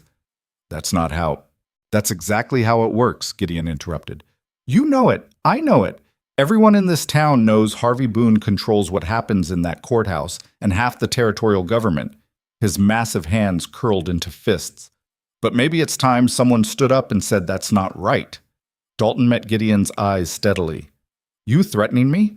I'm telling you that good people are watching how you handle this, and they're going to remember whether you chose the law or chose Harvey's money. The tension in the room was suffocating. Caleb could see the calculation in Sheriff Dalton's eyes, weighing duty against pressure, right against practical. Finally, Dalton sighed. 24 hours. That's all I'm committing to right now. If I get actual evidence in either direction, that changes. He looked at Caleb. You got anything you want to tell me? Anything that might help your case? Caleb thought about the night of the fire. He'd been exhausted, had gone straight to bed, hadn't seen or heard anything unusual until the screaming started. There was nothing to tell that would help. I didn't set that fire, he said quietly. That's all I've got. Dalton nodded slowly. Then you're staying in the cell until I sort this out. They put Caleb in the back cell, the one that smelled worst, with a thin blanket and a bucket. The door clanged shut with a sound that seemed to echo in his bones. Evelyn pressed against the bars, her eyes bright with unshed tears. I'm going to fix this. Don't do anything stupid, Caleb said. Too late for that. I'm already in love with you, aren't I? She tried to smile but couldn't quite manage it. Harvey's not going to win. I won't let him. After they left, Caleb sat alone in the cell and felt the walls pressing in. He'd been in tight spaces before, had spent weeks in a hospital bed after the mind collapse, unable to move. But this was different. This was helplessness by design, powerlessness turned into law. Harvey had figured out the perfect trap. Lock Caleb up legally, keep him contained while building a case for manufactured evidence and paid witnesses. Even if the truth eventually came out, weeks or months in a cell would destroy everything Caleb had built in Black Hollow. And there wasn't a damn thing he could do about it from inside this cage. Hours crawled past. Caleb heard the town moving outside the jail's small window, life continuing while he sat in the dark. Mrs. Chen brought him food around noon, passing a basket through the bars with grim determination. This is wrong, she said flatly. I know. Half the town knows it too. But the other half... She shook her head. Harvey's got people scared again, saying you're dangerous, unstable, that you've been planning something like this since you arrived. Some folks are believing him. Of course they are. Caleb picked at the bread without appetite. Easier to believe the cripple's a criminal than to admit their respected merchant is a monster. Mrs. Chen's eyes softened. Don't let them make you bitter, Caleb. That's what Harvey wants. He wants to break you down until you're small and angry and broken like he is. Little late for that advice. No, it's not. She gripped the bars. Because there are still people fighting for you out there. Evelyn's talking to everyone who'll listen. Gideon's organizing. Even Catherine Voss rode back into town this morning asking questions. Mrs. Chen leaned closer. You're not alone in this fight. Remember that when it gets dark.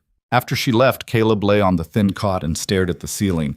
The cell was maybe 8 feet by 6 feet, barely large enough for his wheelchair.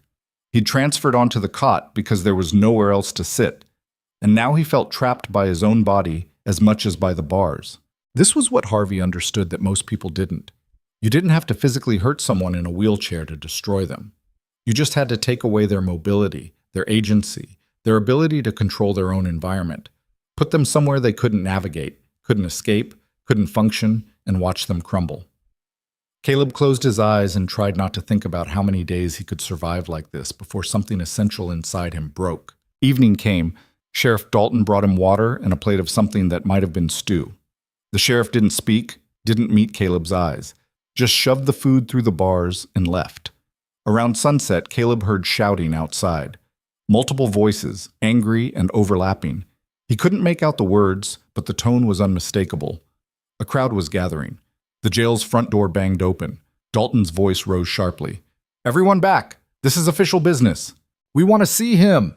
A man's voice slurred with alcohol.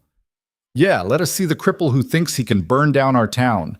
More voices joined in, a chorus of anger and righteousness. Caleb sat up slowly, his heart hammering. A mob. Harvey had organized a mob. Nobody's seen anybody, Dalton shouted. Now get out of my office before I arrest every one of you for disturbing the peace. You gonna arrest the whole town, Sheriff? If I have to. The noise escalated. Something crashed. Glass breaking. More shouting. Then Gideon's voice cut through the chaos like a blade. Enough! The mob's noise dimmed slightly. You all want to act like animals. Do it somewhere else, Gideon continued, his voice carrying authority that had nothing to do with a badge. Harvey Boon's got you worked up over lies, and you're too drunk or stupid to see it. The witnesses saw what they saw, someone yelled back. The witnesses Harvey paid. You really believe they're telling the truth? Why not? Cripple's been causing trouble since he got here. What trouble? Gideon's voice was dangerous now. Fixing your equipment? Helping your neighbors? Standing up to a man who's been cheating this town for years? A pause. Or is the trouble that he made you all feel small by doing more from a wheelchair than most of you do on two legs? The silence that followed was electric. Go home, Gideon said finally. Sleep it off. And tomorrow when you're sober, maybe ask yourselves why you're taking Harvey Boon's word over your own lying eyes. Slowly, reluctantly, the crowd dispersed. Caleb heard boots on wood, muttered curses, the sounds of people leaving. When the front office finally went quiet, Gideon appeared at the cell bars. His face was grim. That going to happen again? Caleb asked. Probably. Harvey's working people up, telling them you're dangerous, playing on fears. Gideon gripped the bars. But there's more of us than there are of them. We'll keep you safe. You shouldn't have to protect me from the people I was trying to help. Yeah, well, welcome to humanity. We're not always bright. Gideon pulled out a key and unlocked the cell door. Caleb stared. What are you doing? Dalton's in the front office. Says he's got urgent business to attend to and won't be back for a couple hours. Says if a prisoner happened to slip out during that time, he probably wouldn't notice until morning. Gideon opened the door wide. Says a man would have to be pretty stupid not to take an opportunity like that. This is a trick. No trick. Dalton's not as corrupt as Harvey wants him to be, and he's smart enough to see which way the wind's blowing in this town. Gideon gestured toward the front office. Now you can sit here and wait for Harvey to manufacture more evidence, or you can get out and help us prove your innocence. Your choice. Caleb didn't hesitate. He transferred into his wheelchair and rolled toward freedom. The front office was empty, except for Sheriff Dalton's hat sitting on his desk, next to an open logbook with "Prisoner Escaped" written in large letters. A door to the alley stood propped open. Subtle, Caleb muttered. Dalton's not great at subtle, Gideon agreed, but he's decent at plausible deniability. They slipped into the alley where Evelyn waited with Caleb's coat and a worried expression. She hugged him fiercely. Are you hurt? I'm fine. But we need to move fast. Harvey's going to know I'm out within hours. Already planning for that. Evelyn pulled back. Mrs. Chen's got a room ready in her basement. Hidden entrance, no windows.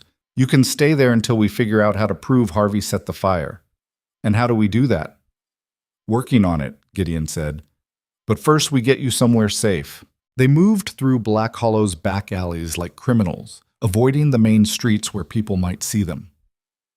Caleb's wheelchair wasn't designed for rough terrain, and several times Gideon had to lift him over obstacles. It was humiliating and necessary in equal measure.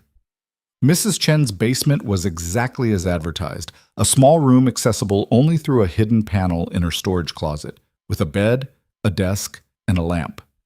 It smelled like earth and old vegetables. I know it's not much, Mrs. Chen said apologetically. It's perfect, Caleb replied, meaning it. Thank you. Don't thank me yet. We still have to figure out how to clear your name and bring Harvey down at the same time. Mrs. Chen set food on the desk. Which brings us to the bigger problem. What's that? Harvey's got 3 witnesses who'll swear they saw you near the fire. Unless we can prove they're lying or find someone who actually saw Harvey do it, we're fighting an uphill battle. Evelyn sat on the edge of the bed, her face determined. Then we find the real witnesses. Someone must have seen something that night. A town this small, people notice things. People also keep quiet when they're scared, Gideon pointed out. Harvey's made it clear what happens to people who oppose him. So we make them more scared of what happens if Harvey wins. Evelyn looked at each of them in turn. We show them that standing with us is safer than standing with him. How? By being smarter than Harvey is, by fighting dirty when we have to, by refusing to lose. Her jaw set. He wants to destroy Caleb? Fine. We destroy him first. Caleb felt something shift in the room. This was different from their earlier confrontation over the fraudulent account books. This was war. What do you need from me? He asked quietly. Stay hidden. Stay safe. Let us do the heavy lifting for once. Evelyn squeezed his hand. You've been carrying this fight alone since you got here. Time for the rest of us to step up. Over the next 3 days, Caleb lived like a ghost in Mrs. Chen's basement, while Black Hollow erupted above him. Gideon and Evelyn worked tirelessly, talking to everyone in town, pushing for information about the fire. They found 5 people who'd been awake that night, all willing to swear they'd seen Harvey's ranch foreman near the laundry carrying a sack that could have held lantern bombs. But Sheriff Dalton wouldn't act on the testimony. He said it was word against word, not enough for charges. Harvey, meanwhile, was telling everyone that Caleb had escaped justice and was probably planning more violence. He'd put up a reward for information leading to Caleb's capture. The mob had returned twice, though Gideon and others had dispersed them without violence. Black Hollow was fracturing into 2 camps, those who believed Harvey's lies and those who knew better but were losing faith that truth mattered. On the 4th day, Mrs. Chen came down to the basement with news that made Caleb's blood run cold. There's a warrant, she said quietly. Official, from the territorial judge. They're going to search every building in town for you, and anyone caught harboring you will be arrested too. When? Tomorrow morning. Caleb felt the walls closing in again. Then I need to leave Black Hollow, tonight, before anyone else gets hurt because of me. No. Evelyn's voice came from the doorway.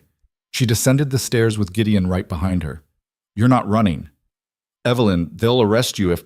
Let them! I'm done being afraid of Harvey Boon and men like him. Her eyes blazed with something fierce and uncompromising. Besides, we might have found something. Caleb sat up straighter. What? Harvey's ranch foreman, Duncan Voss, the one witnesses saw near the laundry that night. Gideon's scarred face split into a grim smile. He got drunk at the saloon last night and started bragging about teaching you a lesson. Said Harvey paid him $50 to handle the laundry problem. Did anyone hear him besides you? 4 people, all willing to testify if it means bringing Harvey down. Gideon pulled out a piece of paper. I got 3 of them to write statements. The 4th is too scared, but might come around. Hope flickered in Caleb's chest. That's enough for Dalton to arrest Voss. Maybe, if he's willing to stand up to Harvey. Evelyn sat beside Caleb. But there's another problem. Even if Voss confesses, Harvey can claim he acted alone, that he was never ordered to set the fire. Then we need proof of the order. Right, which we don't have. They sat in frustrated silence, so close to proving Harvey's guilt, but still not close enough. Then Caleb had an idea. It was dangerous and maybe stupid, but it might work. What if we make Harvey confess? Everyone looked at him. How? Gideon asked. By making him think he's already won. Caleb's mind raced through the possibilities. Harvey wants me gone. Wants to see me broken and humiliated. What if we give him that? I don't understand, Evelyn said. We stage my capture. Make it public, make it humiliating. Get Harvey there to watch. And while he's gloating, we get him to admit what he did. Caleb looked at each of them. It's risky. If it doesn't work, I end up in actual custody, and Harvey wins. But if it does, we bury him, Gideon finished, understanding dawning. We get the whole town to witness Harvey Boon confess to arson and attempted murder. Exactly. Mrs. Chen shook her head. That's gambling everything on Harvey being stupid enough to confess publicly.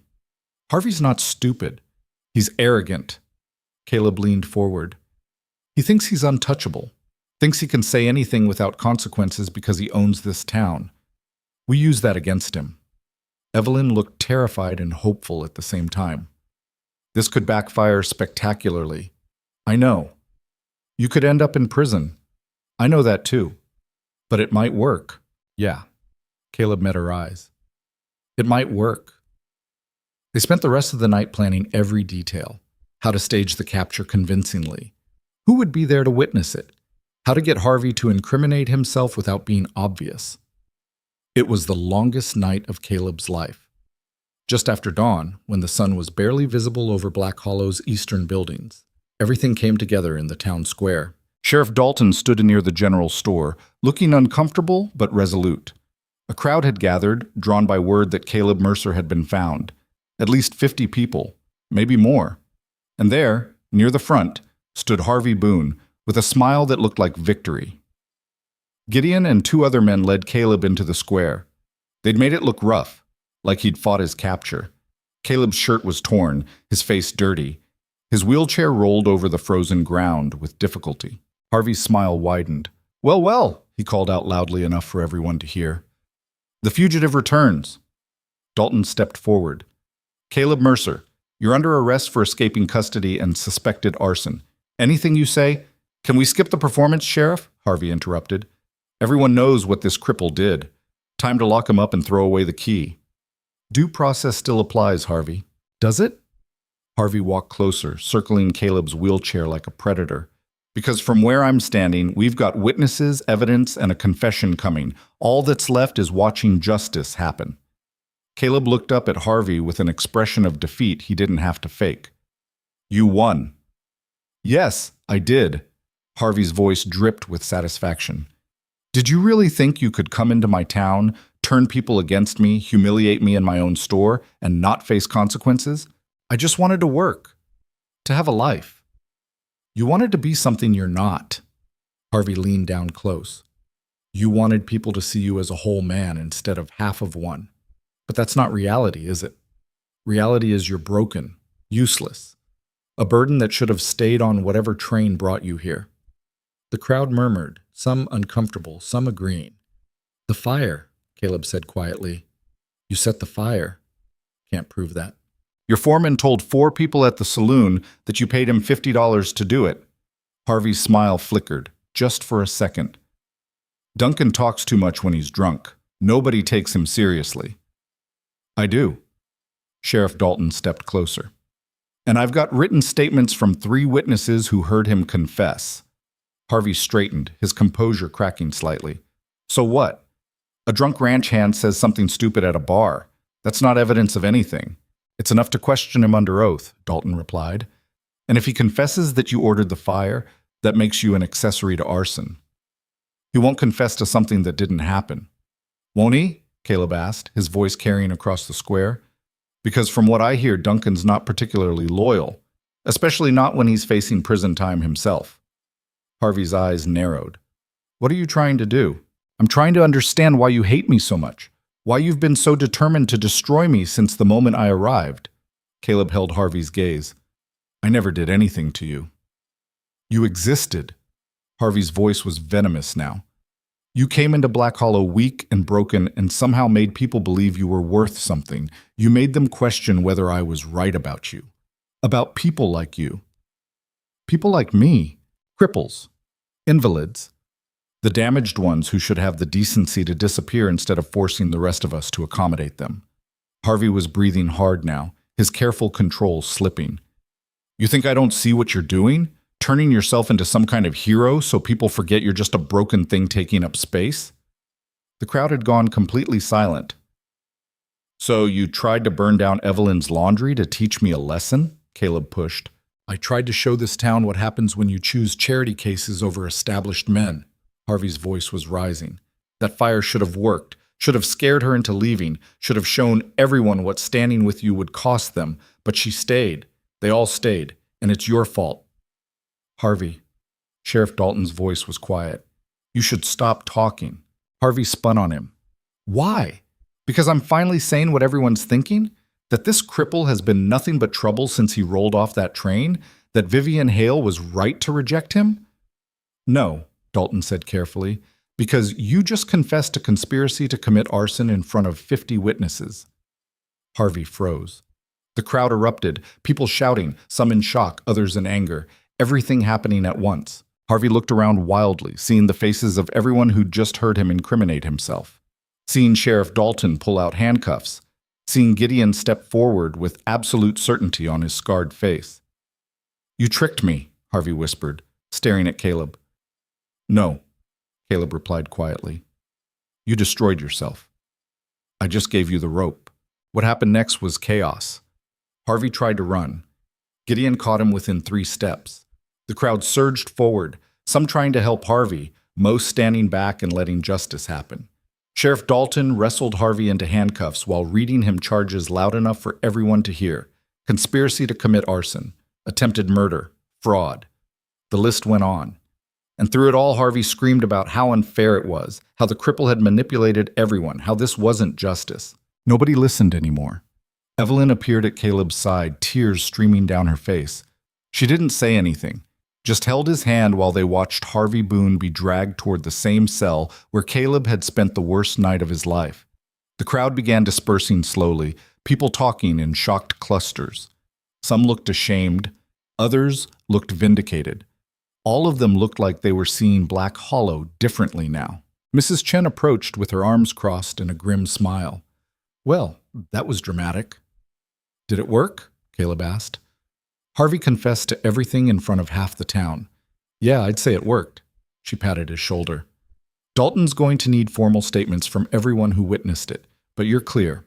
Harvey's the one facing charges now." Gideon helped Caleb navigate away from the thinning crowd toward a quiet corner of the square. The big blacksmith looked satisfied in a way Caleb had never seen before.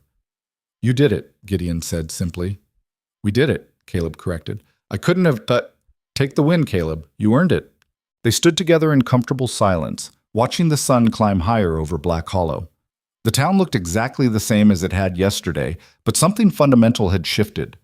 The fear Harvey had cultivated for years had cracked open, and people were seeing clearly for the first time in a long while. Later that day, after giving statements to Sheriff Dalton and enduring what felt like 1,000 questions, Caleb found himself back at the laundry with Evelyn. She'd insisted on making him coffee and checking that he was actually all right, not just pretending. "You scared me," she said, pouring hot coffee into chipped mugs. "When you came up with that plan, all I could think about was everything that could go wrong." "Everything that could go wrong almost did go wrong," Caleb admitted. "If Harvey had been just a little smarter, a little less arrogant." But he wasn't, because men like Harvey never are. Evelyn sat across from him, her hands wrapped around her mug. "They think being cruel makes them strong. Think controlling people through fear is the same as leadership." She looked up. "You showed them different." "I just did what needed doing." "No, you did more than that." Evelyn set down her mug and took his hands. "You proved that strength isn't about bodies that work perfectly or men who can fight with fists. You proved it's about refusing to break when everything's trying to break you." Caleb didn't know what to say to that. "I love you," Evelyn continued, her voice steady despite the tears in her eyes. "Not because you saved me or because you're some kind of hero, but because you're the first person who ever looked at me and saw someone strong instead of someone damaged. And I want to spend whatever time I've got left making you feel the same way." Caleb squeezed her hands tightly. "I already do feel that way." "Good." She smiled through her tears. "Then we're starting from the right place." They sat together as evening settled over Black Hollow, drinking coffee that had gone cold, holding hands like lifelines, both knowing that while Harvey was defeated, the damage he'd done would take time to heal. But for the first time since Caleb had rolled off that train into the frozen nightmare of rejection and cruelty, he felt something that might actually be hope. Not the desperate hope of someone drowning, the solid, grounded hope of someone who'd found a place worth fighting for. And people worth fighting beside. The days after Harvey's arrest felt strange and uncertain, like walking on ice that might crack at any moment. Black Hollow didn't transform overnight into some paradise of acceptance and understanding. People didn't suddenly forget years of listening to Harvey's poison or their own comfortable prejudices. But things changed anyway, slowly, awkwardly, in ways both obvious and subtle. Caleb noticed it first in the small gestures. Mrs. Patterson from the boarding house stopped averting her eyes when she passed him on the street. The rancher whose wagon wheel he'd fixed months ago actually tipped his hat in greeting. Children stopped throwing rocks and started asking questions instead, their curiosity more innocent than cruel. The card players at Mrs. Chen's even invited him to join their game one evening, though Caleb suspected that was less about acceptance and more about them feeling guilty for laughing when Harvey had mocked him weeks earlier. He played anyway, lost 17 cents, and didn't mind at all. But not everyone was ready to let go of their certainties. A handful of Harvey's loyal supporters still muttered that the whole confession had been staged, that Caleb had somehow manipulated Harvey into incriminating himself through tricks and deception. They didn't say it loudly or often, but the whispers persisted. Sheriff Dalton dealt with it by making the evidence public. He posted transcripts of Duncan Voss's confession outside his office, along with statements from the witnesses who'd heard both Voss and Harvey admit to the arson.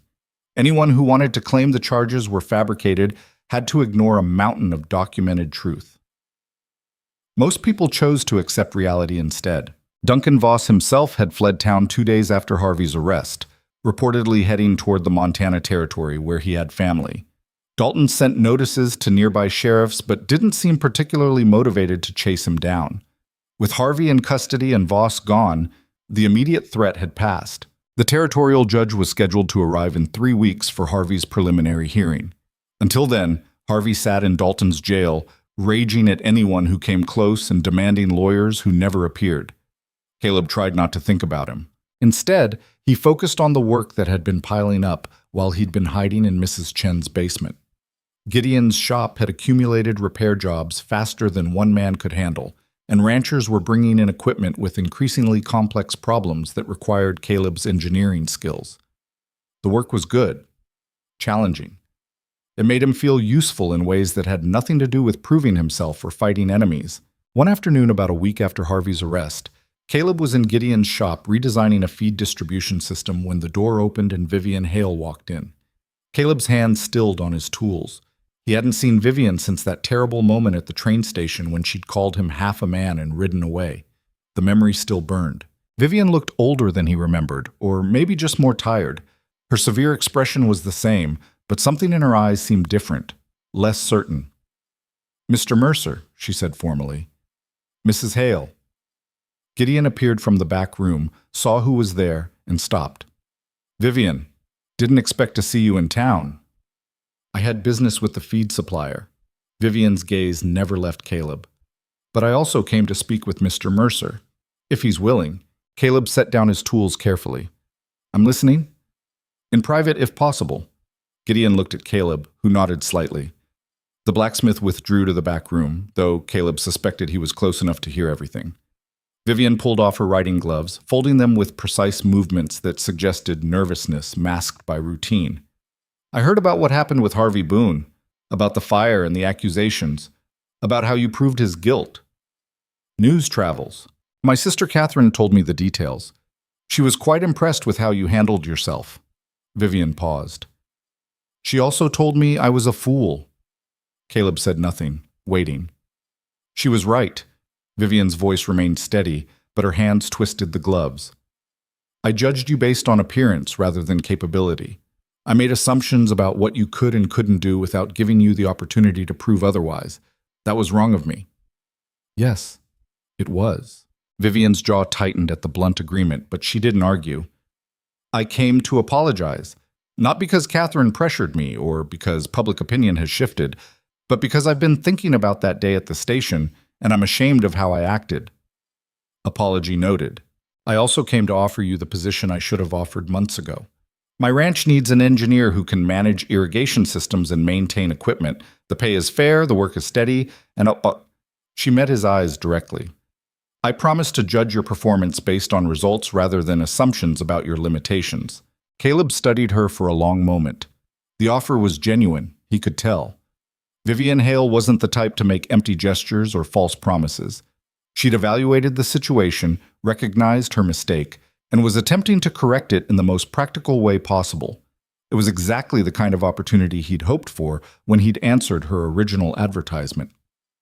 "No," Caleb said quietly. Vivian blinked.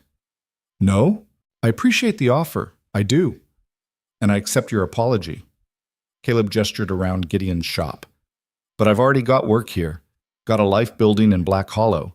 And the people here didn't wait until it was convenient to see my worth. They saw it when it mattered. I understand. Vivian pulled her gloves back on with sharp, precise movements. Then I hope you'll at least allow me to pay for the railroad ticket that brought you here. It's the least I can do. Keep your money, Mrs. Hale. That ticket brought me exactly where I needed to be. Something that might have been respect flickered across Vivian's face. You're a better man than I gave you credit for. I'm just a man, same as I was at the station. Caleb picked up his tools again. The only thing that's changed is whether people are willing to see it. After Vivian left, Gideon emerged from the back room with an expression that was equal parts impressed and amused. You just turned down steady ranch work and good pay. I did. Evelyn know you're making life-changing decisions without consulting her? Caleb smiled. I'll tell her tonight. She'll understand. Yeah, she will. Gideon picked up a hammer and examined it thoughtfully.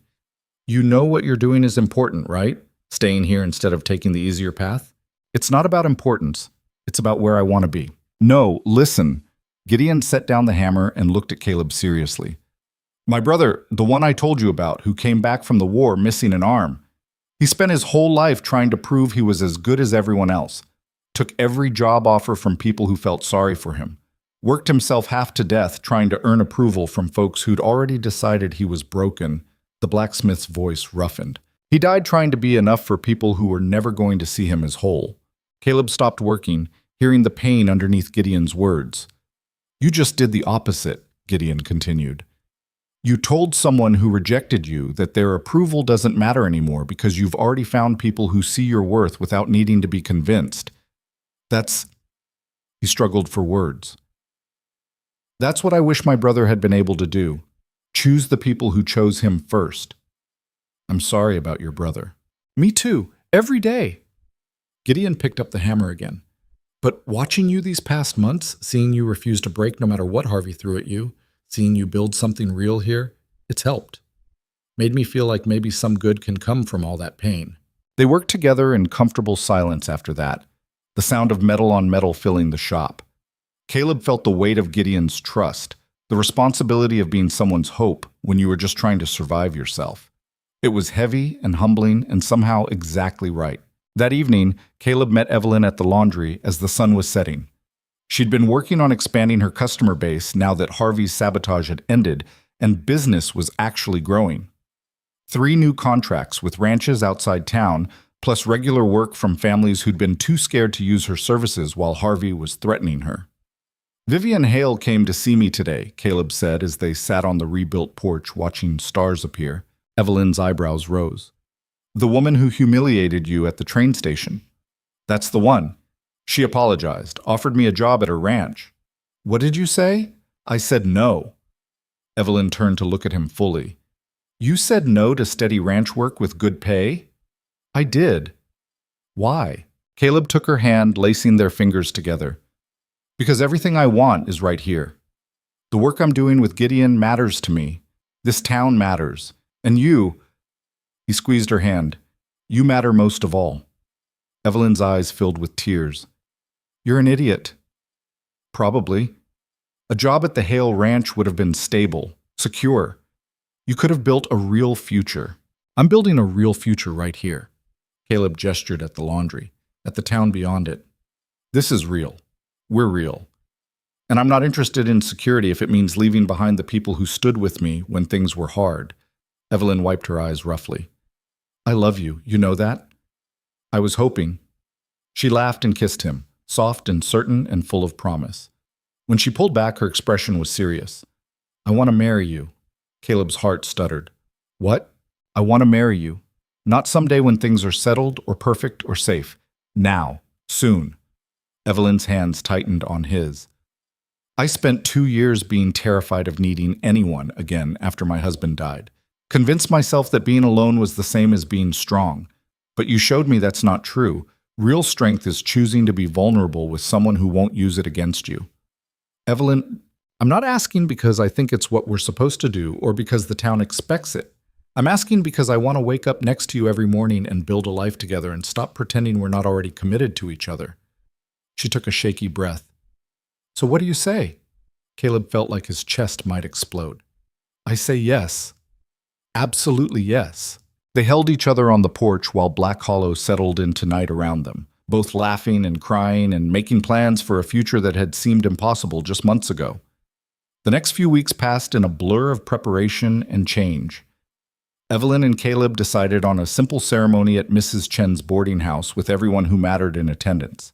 No fancy church, no elaborate decorations, just honest celebration of something real. But first, there was a Harvey's preliminary hearing. The territorial judge arrived on a cold Tuesday morning in late winter, bringing with him 2 lawyers and an assistant who looked barely old enough to shave. Judge Warren Coleman was a barrel-chested man in his 60s with white hair and eyes that missed nothing.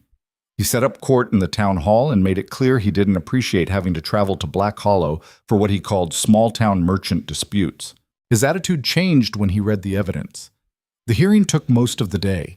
Sheriff Dalton presented witness statements, Duncan Voss's confession, and testimony from everyone who'd heard Harvey incriminate himself in the town square. The lawyers Harvey's family had finally sent tried to argue entrapment and coercion, but Judge Coleman shut them down quickly. Your client confessed to conspiracy to commit arson in front of 50 witnesses, Coleman said flatly. That's not entrapment, that's stupidity. Harvey sat at the defendant's table looking smaller than Caleb had ever seen him, his expensive clothes rumpled from weeks in jail, his arrogant confidence completely gone. When Coleman ordered him held over for trial and set bail at $500, Harvey's face went gray. Nobody posted bail. Harvey's family had money, but apparently they'd decided their wayward relative wasn't worth the investment. Or maybe they'd finally realized that Harvey's cruelty had been damaging their reputation for years. Either way, Harvey stayed in jail. After the hearing, Judge Coleman called Caleb to his temporary chambers in the town hall's back office. The judge poured himself whiskey from a flask and studied Caleb with frank curiosity. You're the engineer everyone's been talking about, Coleman said. I'm an engineer. Yes, sir. Heard you've caused quite a stir in Black Hollow. Arrived a few months ago, exposed fraud, survived arson, outsmarted a man who thought he owned this town. Coleman sipped his whiskey. That about sum it up? More or less. Harvey Boon's lawyers are going to argue you manipulated their client, going to paint you as some kind of con artist who came to town specifically to cause trouble. I came here to work and maybe find a place to belong, Caleb said quietly. The trouble found me. Coleman nodded slowly. I believe you, but you need to understand something about how these cases work.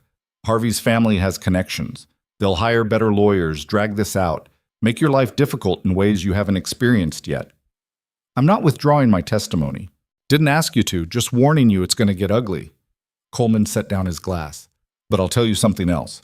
I've been a judge for 23 years, seen a lot of men like Harvey Boon, men who think power and money make them untouchable, and I've seen what happens when nobody stands up to them. He met Caleb's eyes. You stood up. That matters. And I'll make sure this trial is fair, no matter what pressure Harvey's family applies. Thank you, sir. Don't thank me yet. Fair doesn't always mean winning. Coleman pulled out papers and began organizing them. But it means you'll get your chance to tell the truth. Sometimes that's all justice can promise. Caleb left the meeting feeling both reassured and anxious. The fight wasn't over. Harvey might be in jail, but his trial could take months, maybe longer. And during that time, Harvey's allies would be working to discredit Caleb and everyone who'd testified against him. But when Caleb rolled back to Evelyn's laundry and found her waiting with plans for their wedding sketched on scraps of paper, the anxiety faded into background noise. This was what mattered, building something good with someone who saw him completely. The rest would work itself out. Their wedding day arrived on a Saturday in early spring when the last snow was finally melting and the sun felt warm for the first time in months. Mrs. Chen had transformed her boarding house's main room into something simple and beautiful, with wildflowers in glass jars and every chair in town arranged in neat rows. Caleb waited near the fireplace wearing new clothes Evelyn had insisted on buying, his wheelchair positioned where he could see the door. Gideon stood beside him, wearing an uncomfortable-looking suit, serving as what he called the best man who'd rather be at the forge. You nervous? Gideon asked. Terrified. Good. Means you're taking it seriously. Gideon straightened his collar for the 3rd time. How do people wear these things? Very uncomfortably, apparently. The room filled slowly. Mrs. Patterson arrived with the schoolteacher. The ranchers who'd brought Caleb work came with their families. Even the card players from Mrs. Chen's showed up, looking sheepish but genuine. Catherine Voss entered alone, having ridden in from the Hale Ranch specifically for the ceremony. She nodded to Caleb with warm respect, and he nodded back. Vivian Hale didn't come. Caleb hadn't expected her to and found he didn't mind. When everyone was seated, Mrs. Chen appeared at the back door and nodded to Caleb. The room went quiet. Then Evelyn walked in and Caleb forgot how to breathe. She wore a simple blue dress that probably wasn't new but looked perfect anyway. Her hair was loose around her shoulders, and she carried wildflowers that matched the decorations Mrs. Chen had arranged. But what made Caleb's throat tighten was her expression. Joy and nervousness and absolute certainty all mixed together. She walked toward him steadily, no hesitation, her eyes never leaving his face. When she reached him, she held out her hand. Caleb took it, feeling the calluses from laundry work, the strength in her grip, the slight tremor that meant she was as nervous as he was.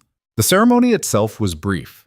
Mrs. Chen had somehow gotten ordained through a mail-order church certificate and led them through simple vows. Caleb and Evelyn promised to stand by each other through whatever came next, to build something together that neither could build alone, to choose each other every day, even when it was hard, especially when it was hard. "You may kiss your bride," Mrs. Chen said with a rare smile. Caleb pulled Evelyn down gently and kissed her while everyone applauded. It wasn't smooth or practiced or particularly graceful. Evelyn bumped against his wheelchair and they both laughed against each other's mouths. But it was real, and theirs, and absolutely perfect in its imperfection. The celebration afterward was exactly what Caleb had hoped for. No elaborate reception, just food and conversation and genuine warmth. People told stories, offered toasts that ranged from sweet to awkwardly funny, and treated Caleb and Evelyn like they were starting something worth celebrating. Gideon's toast was simple. To two people who refused to break when the world tried to break them. May you be half as stubborn in marriage as you were in survival. Everyone drank to that. As evening approached and guests began leaving, Caleb found himself talking with Sheriff Dalton near the window. The sheriff had cleaned up for the occasion and looked uncomfortable but sincere. "Thank you for coming," Caleb said. "Wouldn't have missed it." Dalton sipped his drink. "Also wanted to tell you that Harvey's trial date got set, 6 weeks from now in the county seat." Caleb's good mood dimmed slightly. "His lawyers pushing for delays?" "They tried. Judge Coleman shut them down. Said this has dragged on long enough." Dalton looked out the window at Black Hollow's darkening streets. "You should know Harvey's been writing letters. To his family, to business associates, to anyone who'll listen, claiming you're some kind of criminal mastermind who destroyed his life." "Anyone believing him?" "Not many. Most people who knew Harvey also knew he was poison. But a few—" Dalton shrugged. "There's always someone willing to believe the worst about people who make them uncomfortable." "I've noticed that." "Yeah." Dalton finished his drink and set the glass down. "Anyway, I wanted you to hear it from me instead of through gossip. Harvey's going down, but he's going to try dragging you down with him." "Let him try." Dalton smiled grimly. "That's the spirit. Just watch your back, all right? Men like Harvey can be dangerous even from a jail cell." After Dalton left, Evelyn appeared at Caleb's side and wrapped her arms around him from behind, resting her chin on his shoulder. "What were you two talking about so seriously at our wedding?" "Sheriff stuff, nothing worth worrying about today." "Liar." But she said it fondly. "We're married now. You're supposed to tell me when things are bothering you." "Harvey's trial is in 6 weeks." "I know, I heard Dalton tell you." Evelyn squeezed him gently. "And we'll deal with it when it comes. But tonight, can we just enjoy being married?" Caleb turned his head to kiss her cheek. "Yeah, tonight we celebrate."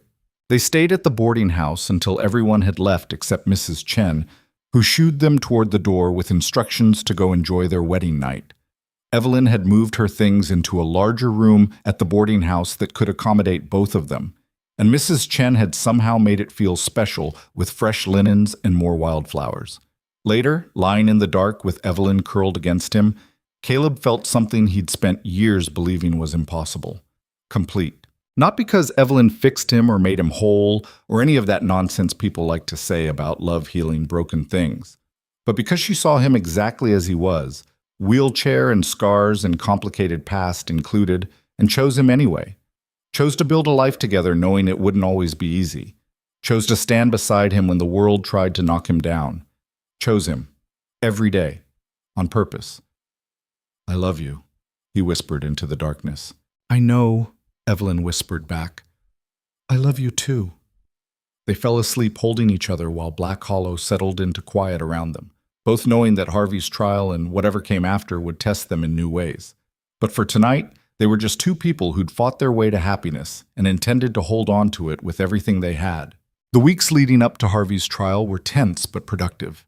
Caleb and Evelyn fell into married life with surprising ease, discovering that living together mostly meant they got to do the things they'd already been doing, but with more proximity and less pretense. Evelyn's laundry business continued growing. Caleb's work at Gideon's shop expanded to include custom tool design and consultation for ranches throughout the territory. They started talking about building their own place, something designed specifically for Caleb's needs with the workshop he'd always wanted adjacent to Evelyn's expanded laundry operation. It was a future worth building toward, but Harvey's shadow still loomed. 2 weeks before the trial, someone threw rocks through the laundry's windows. Nothing was stolen, nothing else damaged. Just broken glass and a clear message that Harvey still had allies willing to intimidate on his behalf. Sheriff Dalton investigated but found nothing conclusive. Caleb and Evelyn replaced the windows and installed shutters that could be locked from inside. A week before the trial, Gideon found threatening letters nailed to his shop door, crude writing claiming he'd regret betraying Harvey. Gideon burned the letters and kept working, but he started carrying a weapon when he left the shop. 3 days before the trial, someone spread rumors that Caleb had a criminal past he was hiding, that he'd been run out of other towns for fraud and violence, that his disability was fake, staged to gain sympathy. The rumors were absurd and easily disproven, but they circulated anyway. Black Hollow was fracturing again, and this time Caleb understood it better. Harvey had spent years building a network of fear and obligation. Even from jail, he could pull those strings, remind people of debts owed and secrets kept. Some people would always choose the devil they knew over the uncertainty of change. The night before they were scheduled to leave for the county seat in Harvey's trial, Caleb and Evelyn sat on their bed at Mrs. Chen's going over their testimony one more time. "Just tell the truth," Evelyn said for the 10th time. "That's all we can do." "I know, but Harvey's lawyers are going to twist everything, make it sound like I manipulated him, like the whole thing was a setup. Let them try." Judge Coleman saw through Harvey's lies at the preliminary hearing. He'll see through them again. Evelyn set aside her notes and took Caleb's hands. "We survived Harvey's fire. We survived his false accusations. We'll survive his trial too." "You sound so certain." "I am certain, because we've already won the part that matters." She gestured around the small room that had become their temporary home. "We're married. We're building something real. Harvey's sitting in jail waiting to be convicted. No matter what happens at the trial, we've already beaten him in every way that counts." Caleb pulled her close, breathing in the familiar scent of soap and lavender.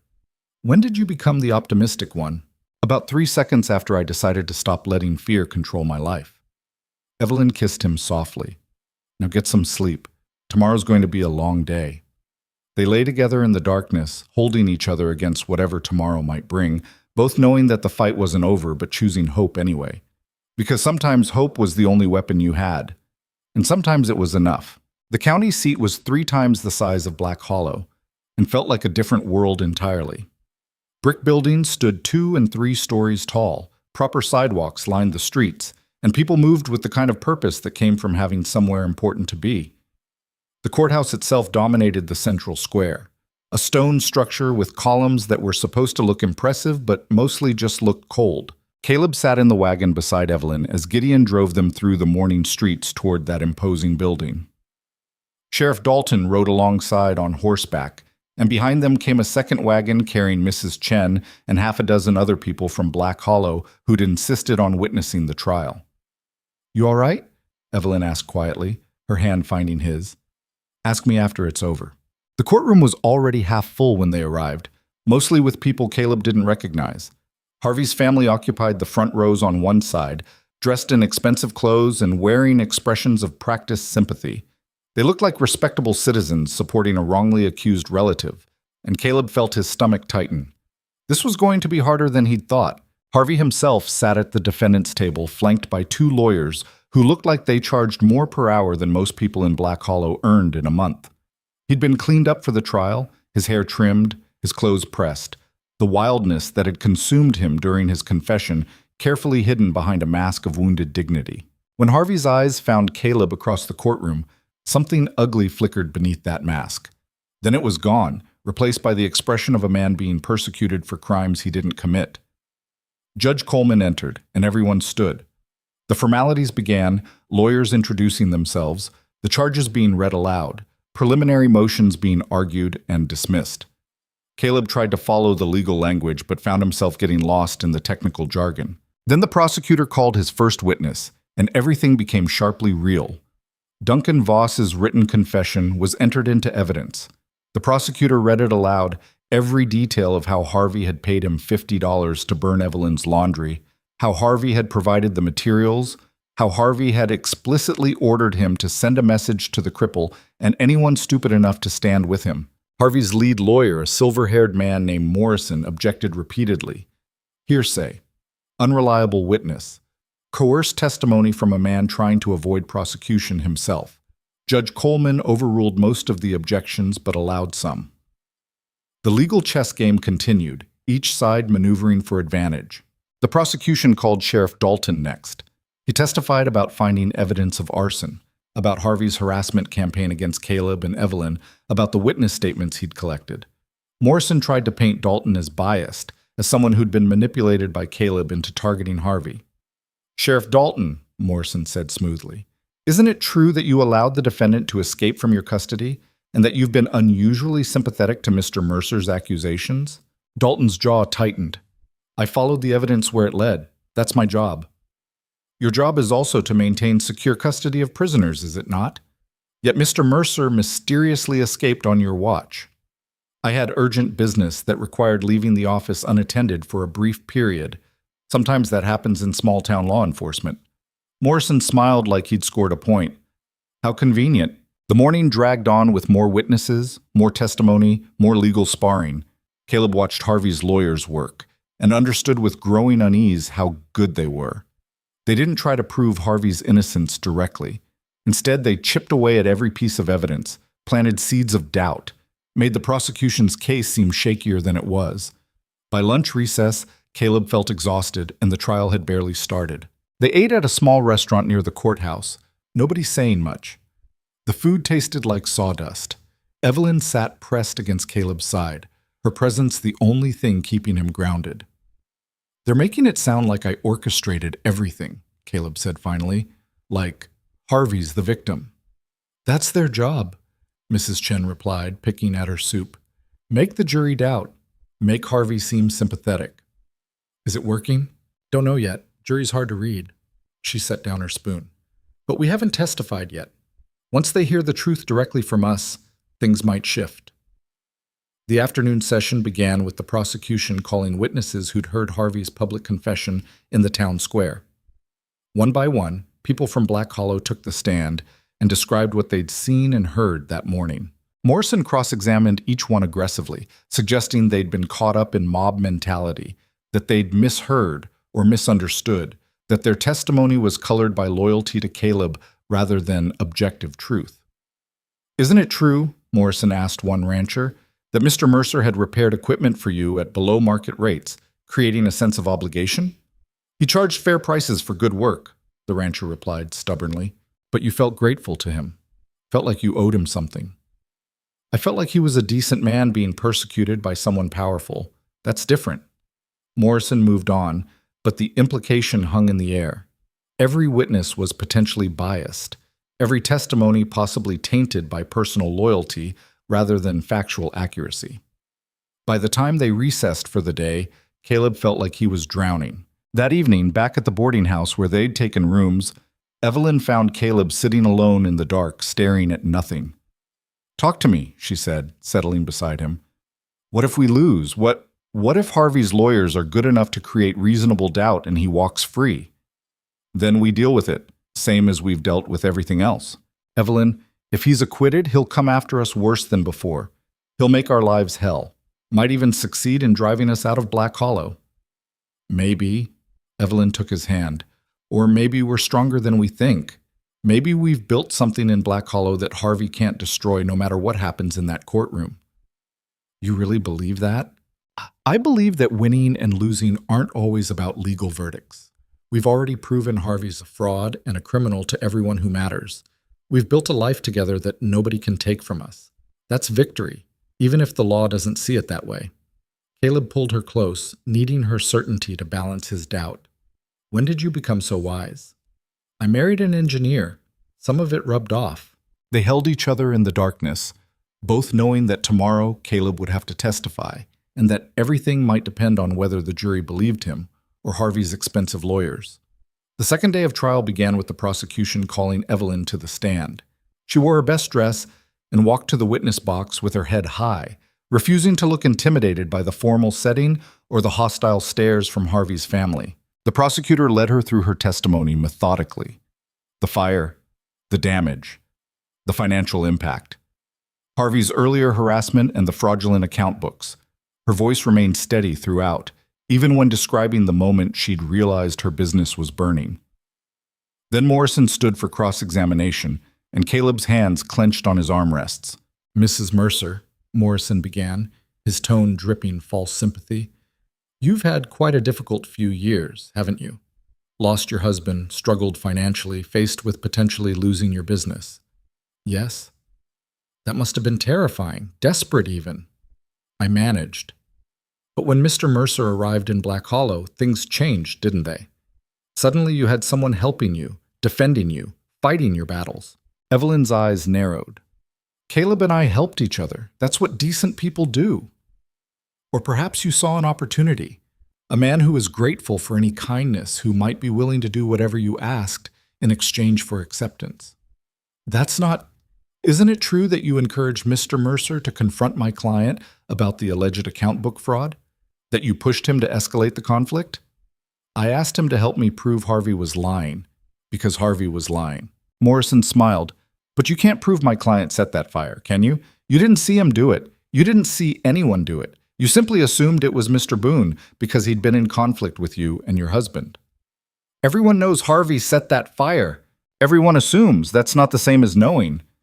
Morrison walked closer to the witness box.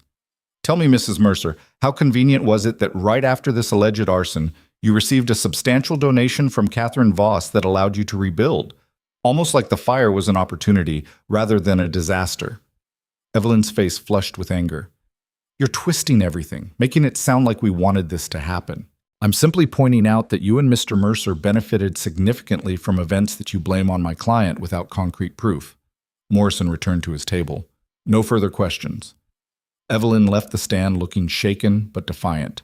Caleb wanted to hold her, tell her she'd done well, but the prosecution was already calling the next witness. Gideon testified about Harvey's harassment campaign and the threatening letters. Mrs. Chen described the mob Harvey had organized outside the jail. Other witnesses from Black Hollow corroborated pieces of the story, building a picture of sustained malice and deliberate intimidation. But Morrison dismantled each testimony with surgical precision, suggesting bias, questioning memory, implying conspiracy.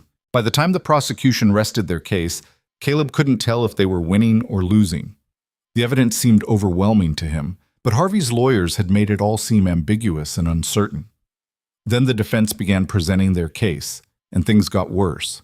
Harvey took the stand wearing an expression of wounded innocence that made Caleb's skin crawl. He testified in a calm, reasonable voice about how he'd tried to help Mrs. Hart with her business difficulties, how he'd offered fair payment for her property when she couldn't make ends meet, how he'd been unfairly targeted by an outsider who wanted to disrupt Black Hollow's social order. Mr. Boon, his lawyer asked, did you order Duncan Voss to set fire to Mrs. Hart's laundry? Absolutely not. I was horrified when I heard about the fire. I've known Evelyn Hart for years. I would never hurt her or her property. What about the public confession witnessed by numerous people in Black Hollow's town square? Harvey's expression became pained. I was ambushed. Mr. Mercer staged a confrontation designed to make me look guilty. He knew people were watching, knew they'd misinterpret anything I said in the heat of the moment. I spoke carelessly because I was angry, not because I was confessing to anything. Can you explain what you meant when witnesses claim you admitted to setting the fire? I was being sarcastic, frustrated. When you're being accused of something you didn't do by an entire mob of people who've already decided you're guilty, you sometimes say things you don't mean. Harvey looked directly at the jury. I never set that fire. I never ordered anyone to set it. And I've been sitting in jail for months because a man with a grudge manipulated good people into believing his lies. The prosecution's cross-examination tried to punch holes in Harvey's story, but he stuck to it consistently. He had an answer for everything, delivered with just enough righteous indignation to seem genuine. When Harvey left the stand, Caleb felt sick. The defense called character witnesses next, business associates who testified about Harvey's integrity, a minister who described Harvey's charitable donations, ranchers who claimed Harvey had always dealt with them fairly. None of them were from Black Hollow. None of them had seen Harvey's cruelty up close, but they sounded credible. Finally, it was Caleb's turn. The prosecutor called him to the stand, and Caleb rolled himself to the witness box. The bailiff administered the oath. Caleb placed his hand on the Bible and promised to tell the truth, feeling the weight of everyone's eyes on him. The prosecutor led him through his arrival in Black Hollow, Vivian Hale's rejection, his work with Gideon, his relationship with Evelyn, Harvey's escalating harassment. Caleb spoke clearly and honestly, refusing to embellish or exaggerate, just the facts as he'd lived them. Then Morrison stood for cross-examination, and Caleb braced himself. Mr. Mercer, Morrison began, his voice deceptively gentle. You've faced significant hardships in your life, haven't you? The mining accident, the disability, years of rejection and difficulty. Yes. That must create a great deal of anger, resentment toward people who have what you don't, who can walk, work normally, live without the challenges you face daily. Sometimes, but I don't let it control me. Don't you? Morrison walked closer. You arrived in Black Hollow and within months had exposed a respected businessman as a fraud, accused him of arson, manipulated an entire town into turning against him. That seems like quite a lot of disruption from someone who claims to just want a quiet life. I defended myself and people I cared about. That's not disruption. That's survival. Or perhaps it's revenge. Revenge against a world that's treated you unfairly, channeled toward a convenient target. That's not true. Morrison pulled out papers. I have testimony from 3 witnesses who claim they saw you near Mrs. Hart's laundry on the night of the fire. How do you explain that? I wasn't there. Those witnesses are lying. Why would they lie? Because Harvey paid them to, same as he paid Duncan Voss to set the fire. You can't prove that, can you? Can't prove my client paid anyone to do anything? Caleb felt frustration building. I can prove Harvey's been trying to destroy me since I arrived. Can prove he's a liar and a fraud. What you can prove, Morrison interrupted, is that you had multiple confrontations with my client, that you humiliated him publicly, that you turned his own town against him, and that shortly after you did all this, a convenient fire occurred that made you and Mrs. Hart into sympathetic figures while my client was blamed without concrete evidence. The evidence is Duncan Voss's confession, a confession from a man who fled town and can't be cross-examined. Very convenient. Morrison walked back to his table. I suggest, Mr. Mercer, that you're a manipulative individual who came to Black Hollow with a chip on his shoulder and found a target to blame for all your accumulated resentments. And now you're asking this jury to convict a man based on hearsay and your word against his. I'm asking them to see the truth, Caleb said quietly. Harvey Boon is a bully who spent years hurting people because he could. And when I stood up to him, he tried to destroy me the same way he's destroyed everyone else who opposed him. That's not revenge. That's just what happened. Morrison smiled like Caleb had said exactly what he wanted him to say. No further questions. Caleb returned to his seat feeling like he'd been picked apart and reassembled wrong. Evelyn took his hand and held it tightly, but nothing could ease the sick certainty that he'd failed somehow. The rest of the trial passed in a blur, closing arguments. The prosecutor painted Harvey as a calculating criminal who'd gotten caught. Morrison painted Caleb as a troubled outsider who'd manipulated good people into believing his paranoid fantasies. The jury deliberated for 2 days. Caleb and Evelyn spent those days in their rented room, barely eating, barely sleeping. Every scenario ran through Caleb's mind. Harvey acquitted. Harvey convicted.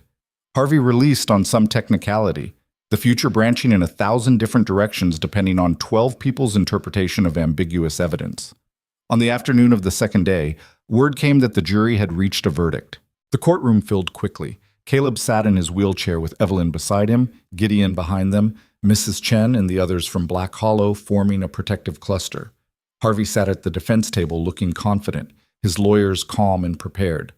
The jury filed in, their faces unreadable. Judge Coleman asked the foreman if they'd reached a verdict. The foreman, a weathered man in his 60s, stood and said they had. On the charge of conspiracy to commit arson, how do you find? Guilty. The word hit Caleb like a physical blow. Guilty. They'd believed. They'd seen through Morrison's manipulation and Harvey's lies and found the truth. Harvey's face went white. His lawyers immediately called for polling the jury, but each member confirmed the verdict individually. Guilty. Guilty. Guilty. Judge Coleman set sentencing for the following week and remanded Harvey back into custody. Harvey stood slowly, looking around the courtroom like he couldn't quite believe what had happened. His eyes found Caleb one last time, filled with such pure hatred that Caleb actually flinched. Then the bailiff led Harvey away, and it was over. The courtroom erupted in noise. Harvey's family protesting, demanding appeals, the people from Black Hollow celebrating quietly, reporters who'd been covering the trial rushing to file their stories. Caleb sat frozen, unable to process what had just happened. "We won," Evelyn whispered, tears streaming down her face. "Caleb, we won. I know. He couldn't finish the sentence. Couldn't find words for the relief and exhaustion and vindication all crashing through him at once. Gideon's massive hand landed on his shoulder. "You did it. You beat him." "We did it," Caleb corrected. "All of us." Outside the courthouse, the spring afternoon felt like a different world. The sun was shining, people were going about their normal lives, and somewhere Harvey Boon was sitting in a cell coming to terms with the fact that his money and connections hadn't been enough to escape justice. Sheriff Dalton approached as they were preparing to head back to Black Hollow. "Judge Coleman wants to see you before you leave." Caleb and Evelyn followed him back inside to Coleman's chambers, where the judge sat behind his desk looking tired but satisfied. "Wanted to tell you personally that justice was served today," Coleman said. "Harvey Boon will likely get 5 to 7 years. Won't be getting out anytime soon." "Thank you, sir," Caleb said, "for keeping it fair. That's the job, though I'll admit his lawyers made it harder than it should have been." Coleman leaned back. "You know they'll appeal. Might drag this out another year or more. We'll deal with it. I believe you will." Coleman studied Caleb thoughtfully. "You're an interesting man, Mr. Mercer. Most people in your situation would have run when things got hard. You stayed and fought. That takes a particular kind of courage." "Or stupidity," Caleb said with a slight smile. "Sometimes they're the same thing." Coleman stood and extended his hand. "Good luck to you both. Black Hollow's lucky to have you." The trip back to Black Hollow felt surreal. Gideon drove the wagon while Caleb and Evelyn sat in the back, watching the landscape pass. Neither of them spoke much. There wasn't much to say that wasn't already understood. They arrived in Black Hollow just after sunset to find half the town waiting for them. Someone had spread word about the verdict, and people had gathered in the street near Mrs. Chen's boarding house to welcome them home. It wasn't exactly a celebration, more like a collective exhale. Relief that justice had happened, acknowledgement that the fight was finally over. Mrs. Patterson brought them food. The ranchers who'd testified offered quiet congratulations. Even people who doubted Caleb in the beginning came forward to admit they'd been wrong. Caleb accepted it all with weary grace, too exhausted to feel triumphant. Later that night, alone in their room, Evelyn helped Caleb out of his chair and onto the bed. They lay together in comfortable silence, both processing everything that had happened. "What are you thinking?" Evelyn finally asked. "I'm thinking about what Harvey said during his testimony, about how I supposedly came to Black Hollow looking for revenge against the world. That was lies meant to... I know, but there was a piece of truth in it, too." Caleb stared at the ceiling. "I was angry when I arrived here. Angry at Vivian for rejecting me. Angry at every town that had done the same before. Angry at a world that decided I was worthless because my legs don't work. You had a right to be angry. Maybe. But somewhere along the way, I stopped being angry and started being something else." He turned to look at her. "I started being someone who belonged somewhere. Someone who mattered to people.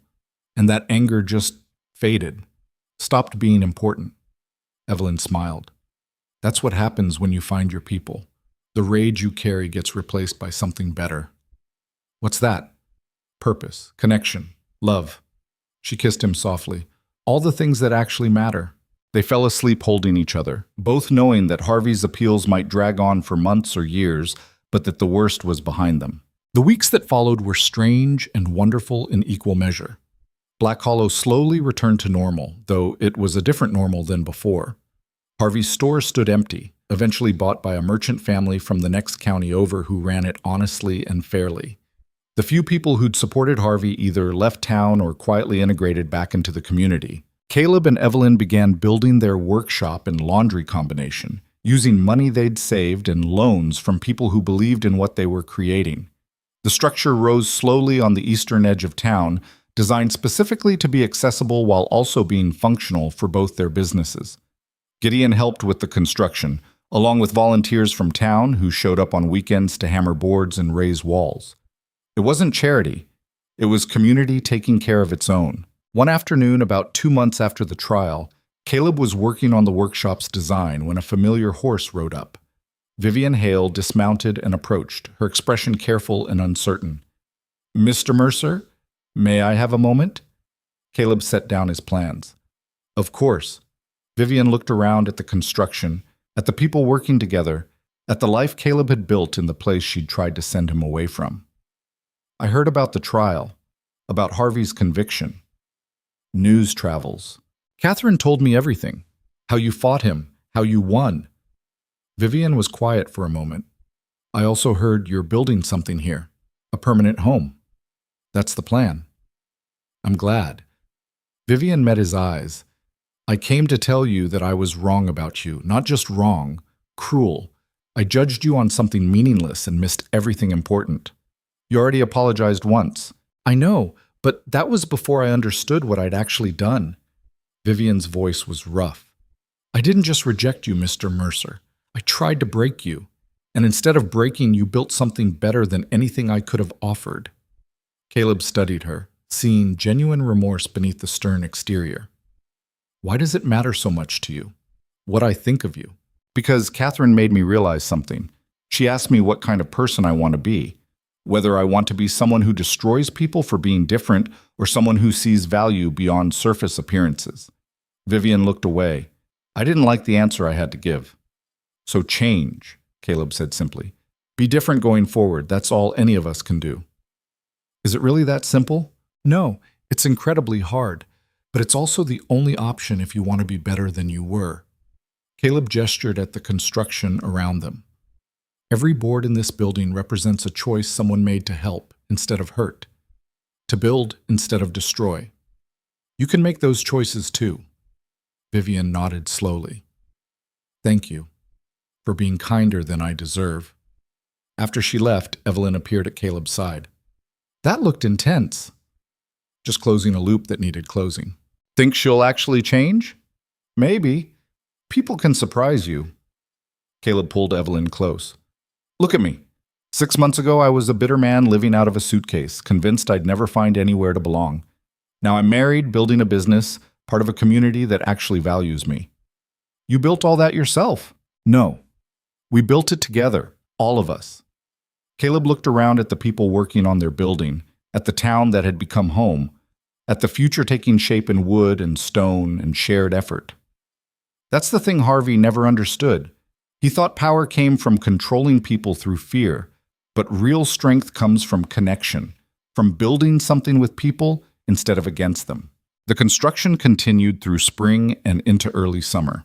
The building took shape exactly as Caleb had designed it, with wide doorways and smooth floors and spaces that worked for bodies of all kinds. The workshop occupied one side, filled with tools and equipment for precision engineering. The laundry occupied the other, expanded and modernized with systems Caleb had designed to make the work more efficient. Between them was living space for Caleb and Evelyn, simple but comfortable and entirely theirs. The day they moved in felt like a different kind of wedding. The whole town showed up to help, carrying furniture and supplies, offering housewarming gifts, celebrating the completion of something that belonged to everyone in a way. Mrs. Chen brought curtains she'd sewn herself. Gideon presented them with a custom-made sign reading Mercer Workshop and Laundry in letters he'd forged with his own hands. The ranchers who'd testified at Harvey's trial pooled money to buy them a new stove. Even Catherine Voss wrote in with a gift from Vivian, a set of precision tools that must have cost a small fortune, along with a note that simply read, "For building better futures." That evening, after everyone had left and they were alone in their new home, Caleb and Evelyn sat on the porch watching the sun set over Black Hollow. "We actually did it," Evelyn said quietly. "Built something real." "Yeah, we did." "Think it'll last? Or will something else come along to try and destroy it?" Caleb considered the question seriously. "Probably something will try. Life doesn't stop throwing problems at you just because you've survived the worst ones. But I think we're strong enough now to handle whatever comes." "Because we have each other?" "Because we've learned what matters. And we've built connections with people who'll stand with us when things get hard." Caleb took her hand. "That's not something Harvey or anyone like him can take away." They sat together as darkness fell and stars appeared, both understanding that their story wasn't really about overcoming disability or defeating villains or any of the dramatic elements that had dominated the past months. It was about learning that worth wasn't determined by other people's judgments. That strength came in forms society often refused to recognize. That community was built through showing up for each other, especially when it was difficult, and that sometimes the people the world called broken were actually the strongest ones of all. 6 months later, on a cold December morning, Caleb was in his workshop, repairing a complicated piece of ranch equipment, when he heard the train whistle in the distance. The sound still carried clearly across Black Hollow, despite the new buildings that had gone up since he'd arrived. He stopped working and listened to that whistle, remembering a different December morning when he'd stepped off the train into the worst moment of his life. A year ago, almost exactly. A year since Vivian Hale had called him half a man and ridden away. A year since he'd built that first ramp at the station and decided to stay instead of running. A year since everything had changed. Evelyn appeared in the workshop doorway, bundled against the cold. "There's someone here to see you." Caleb rolled to the front of the building to find a young man standing awkwardly near the porch, holding a battered suitcase and looking lost. He was thin and nervous, probably mid-20s, with one arm ending in a stump just below the elbow. "Can I help you?" Caleb asked. The young man swallowed hard. "My name's Thomas Whitley. I was a conductor on the railroad. Lost my arm in an accident 6 months ago." His voice shook slightly. "I've been drifting since then, trying to find work, but everywhere I go, people see the missing arm and decide I'm useless." Caleb's chest tightened. He knew this story, had lived this story. "Someone in the last town told me there was a place called Black Hollow, where a man in a wheelchair had built a business and a life. Said maybe if I came here, I might find work too." Thomas looked at Caleb with desperate hope. Was that true? Or just another story people tell to get rid of problems they don't want to deal with? Caleb glanced at Evelyn, who was smiling through tears. Then he looked back at Thomas and thought about the train that had brought him here, about Vivian's rejection and Harvey's cruelty and all the pain that had eventually led to this moment. "It's true," Caleb said, "and you're welcome here. Let me show you around." He led Thomas into the workshop, showing him the equipment and explaining the work they did. Thomas listened with increasing excitement, asking intelligent questions that revealed a sharp mind hiding behind all that nervous uncertainty. "I can't pay much at first," Caleb admitted. "Business is growing, but we're not wealthy. You'd be starting at the bottom, learning as you go." "I don't need much, just a chance. Just someone willing to see past—" Thomas gestured at his missing arm. "I see an engineer who lost an arm but still has his brain and his other hand and probably a whole lot of ideas about how to solve problems differently than people who've never had to adapt." Caleb met his eyes. "That's valuable.